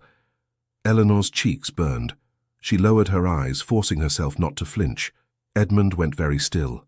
"No," he said quietly. "I am not." Lady Cromere leaned back slightly. "Then do not speak like a man who intends to be." Edmund's gaze held hers. "Perhaps I do." The room seemed to stop. Mr. With's pen hovered, then resumed as if he had been trained never to react. Sir Alton cleared his throat gently. "Your Highness, that is a significant statement." Edmund did not look away. "It is the first honest one I have been allowed." Eleanor's throat tightened until it hurt. Lady Cromere's eyes narrowed, but her voice stayed calm. "We are not discussing marriage in front of clerks." Edmund turned his head slightly, just enough to look at Eleanor. His eyes were bright, not wild, determined. "Then we will discuss it later," he said. Sir Alton closed the folio with finality. "The gathering will be held in 4 days. Attendance will be limited. The goal is calm, not romance, not scandal." Edmund's gaze did not leave Eleanor.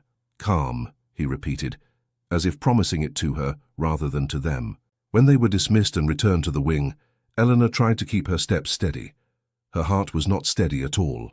Inside, she shut the door and leaned her back against it for a moment before she could stop herself. Then she straightened at once, as if she had been caught. Edmund watched her. "You heard it," he said. Eleanor swallowed. "I heard you speak without asking permission." Edmund's mouth tightened. "I am tired of asking." Eleanor's hands trembled. "You spoke of marriage." Edmund's eyes held hers. "Yes." Eleanor's voice came out small. "You cannot." Edmund took a slow breath. "Tell me why." "Because I am a maid," Eleanor whispered. "Because the palace will tear me apart and call it propriety." Edmund's jaw clenched. "Let it." Eleanor shook her head quickly. "You do not understand what they do to women who are convenient to blame." Edmund's gaze softened, and that softness felt dangerous. "I understand. Blame." Eleanor's eyes stung. "Not like this." Edmund stepped closer, then stopped himself at a proper distance, as if restraining his whole body was an act of devotion. "Eleanor," he said, voice low, "when you refused to sign that paper, you stood where no one stands. Not for me, for truth. And I cannot unsee that." Eleanor's throat tightened. "Truth does not give me a place at your table." Edmund's mouth twisted. "Then I will move the table." Eleanor let out a shaky breath. "You cannot move a palace." Edmund's gaze sharpened. "Then I will move myself." Eleanor stared at him. "What do you mean?" Edmund's voice was steady. "If the price of being treated as a man is pretending I do not love the only person who looked at me without disgust, then the price is too high." Eleanor's hands rose to her chest as if to steady her heart. "Do not say love." Edmund's eyes did not waver. "Why? Does it frighten you?" Eleanor's voice broke. "It frightens me because I believe you." Edmund's jaw clenched, then eased. "Good." Eleanor swallowed hard. "And it frightens me because they will punish you for it." Edmund's gaze softened again. "They already punished me for breathing." Eleanor looked away, blinking quickly. Edmund said quietly, "Look at me." Eleanor forced herself to meet his eyes. He spoke slowly, as if placing each word carefully where it could not be twisted. "I will not touch you improperly. I will not ruin you in secret. I will not ask you to be my shameful comfort." Eleanor's breath caught. Edmund continued, voice low. "If I claim you, I will claim you in daylight." Eleanor's lips trembled. "They will call it madness." Edmund's mouth tightened. "Let them. I know what madness is. It is silence forced on a man until he doubts his own mind." Eleanor whispered, "And what is this?" Edmund's eyes held hers. "This is choice." The 4 days passed like a tight thread stretched between 2 hands. A new physician arrived, quieter than Dr. Crichton, careful in his speech. He asked Edmund questions and listened to answers. Real listening. That alone made Edmund's shoulders loosen, as if his body had been braced for years against being ignored. Lord Rivenhall was not seen in the corridors, but his shadow was. Servants whispered about him in careful tones. Someone said he had gone to consult. Someone else said Lady Cromere had forbidden him the north wing entirely. On the morning of the gathering, Lady Cromere entered the wing herself, accompanied by 2 footmen carrying a tailored coat. Edmund stood when she entered. His jaw was tight, but his gaze was clear. Lady Cromere spoke briskly. You will wear this. Edmund looked at the coat without moving. To be displayed. To be presentable, Lady Cromere corrected. If you wish society to stop imagining monsters, you must give it something boring to look at. Edmund gave a short breath. Very well. Lady Cromere's gaze flicked to Eleanor. You will attend as maid behind him. You will not speak unless required. Eleanor curtsied. Yes, my lady. Lady Cromere's eyes narrowed. And you will keep your distance. Eleanor's cheeks warmed. Yes, my lady. Edmund's voice cut in, controlled. Do not punish her with rules you do not impose on others. Lady Cromere's gaze snapped to him. Do not test me. Edmund held her gaze. I am not testing. I am stating. Lady Cromere's mouth tightened. We will speak of this after the gathering. Edmund's voice was quiet. We will speak of it in front of witnesses, if needed. Lady Cromere stared at him for a long moment, then turned away. Dress. The guests arrive at 5. When she left, Eleanor helped Edmund with the coat, hands careful, never lingering. She kept her eyes down, but she could feel his attention like warmth. When she finished, Edmund spoke softly. Thank you. Eleanor's throat tightened. You are welcome, sir. He paused. If this goes badly, Eleanor lifted her eyes. It will not. Edmund's mouth twisted. You do not know that. Eleanor's voice steadied. Then I will learn it, and I will stand anyway. At 5, the drawing room filled with the quiet hum of restrained curiosity. Eleanor stayed near the wall behind Edmund, exactly as commanded.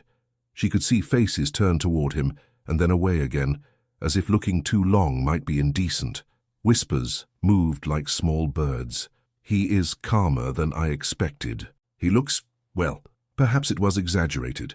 Eleanor heard a woman murmur, Poor thing, and then correct herself quickly. Poor prince, as if pity needed a title to be allowed. Edmund stood near the mantel, hands clasped behind his back. Captain Hale stood discreetly at the edge of the room. Lady Cromere hovered near a group of older ladies, her expression composed.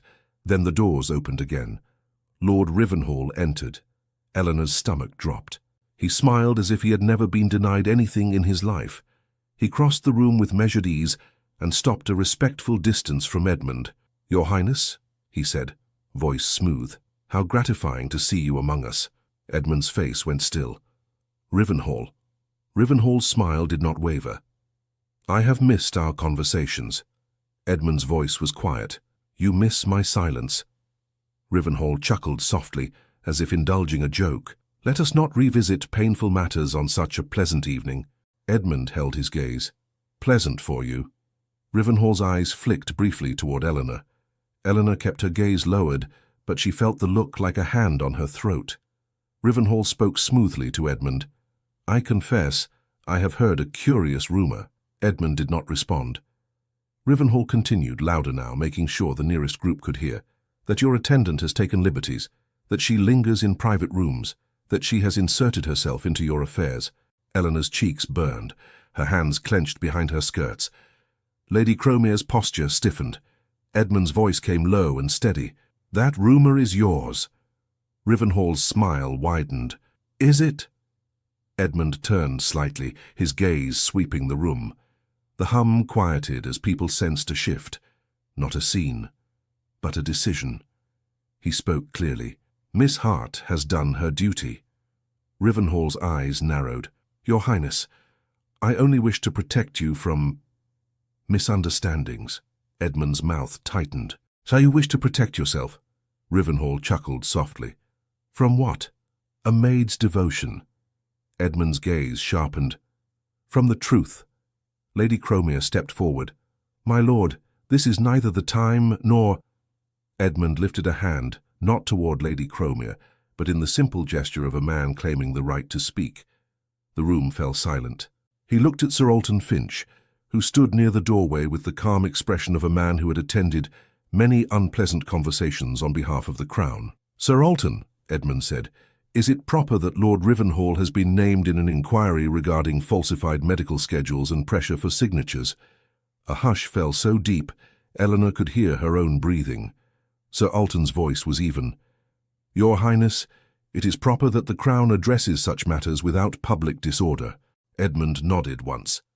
Then let us avoid disorder by using simple words. He turned his gaze back to Rivenhall. You demanded my signature. You used medicine and isolation to punish refusal. You attempted to buy Miss Hart's loyalty. When she refused, you attempted to soil her name. Rivenhall's smile froze. This is... Edmund cut him off, still controlled. A clerk's copy exists. Captain Hale witnessed the ledger, and if you continue, the Crown may decide dignity is no longer your privilege. Rivenhall's eyes flicked toward Sir Alton. For the first time his composure cracked. Lady Cromer's voice came quiet. My lord, you should leave. Rivenhall's mouth tightened. I will not be dismissed by a housekeeper. Sir Alton spoke gently. You will be dismissed by the door, my lord, if you do not choose it yourself. Rivenhall's gaze snapped to Eleanor again, sharp with resentment. Eleanor kept her head bowed, but her voice rose steady and clear because she could not let silence be the weapon again.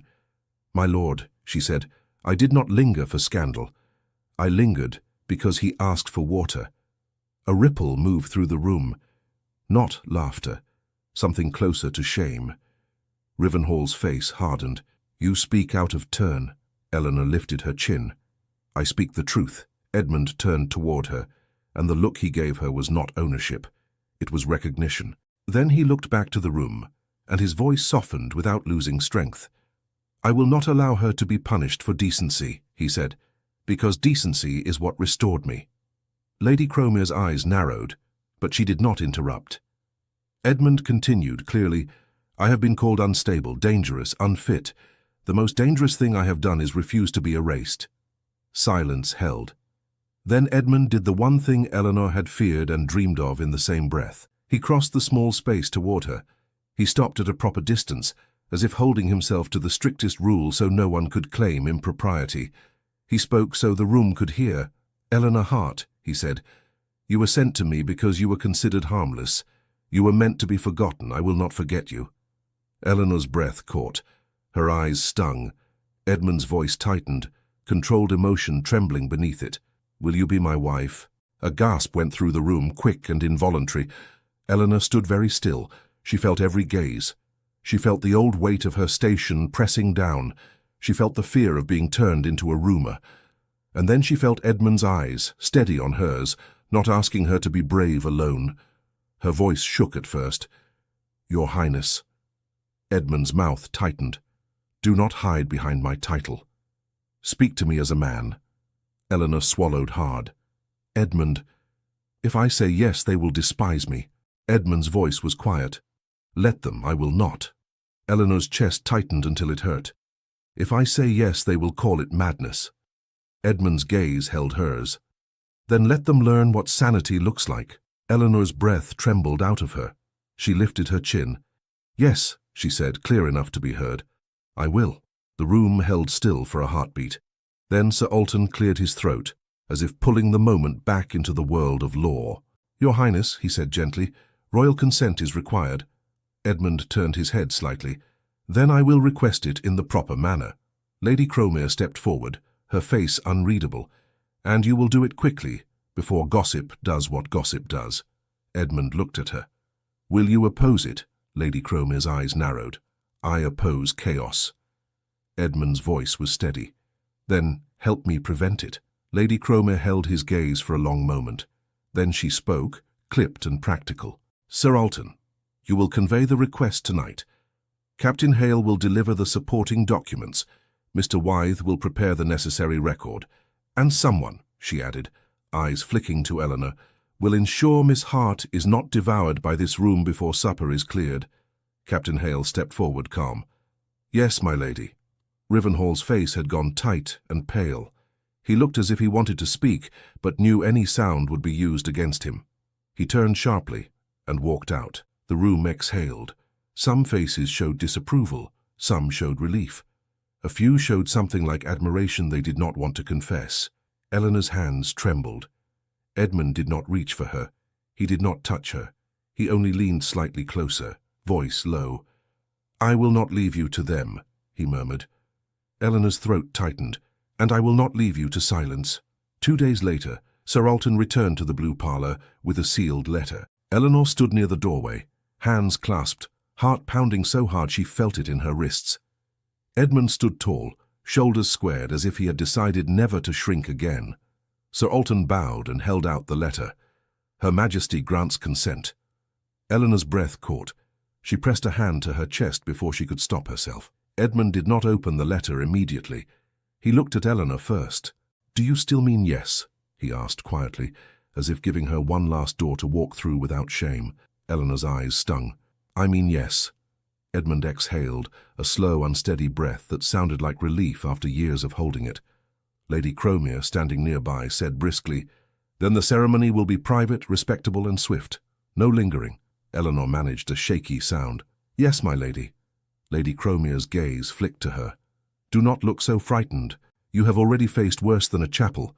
Eleanor swallowed. "Yes, my lady." Edmund's mouth tightened with something like gratitude. "Thank you." Lady Cromere's eyes narrowed. "Do not make a habit of it." The wedding was held in the palace chapel with only a handful of witnesses. Sir Alton, Captain Hale, Lady Cromere, and one elderly chaplain whose hands shook slightly as if he understood the weight of what he was blessing. Eleanor wore a simple dress, clean and modest, because grandeur was not her language. Her hands trembled when the chaplain asked the vows, but her voice did not fail.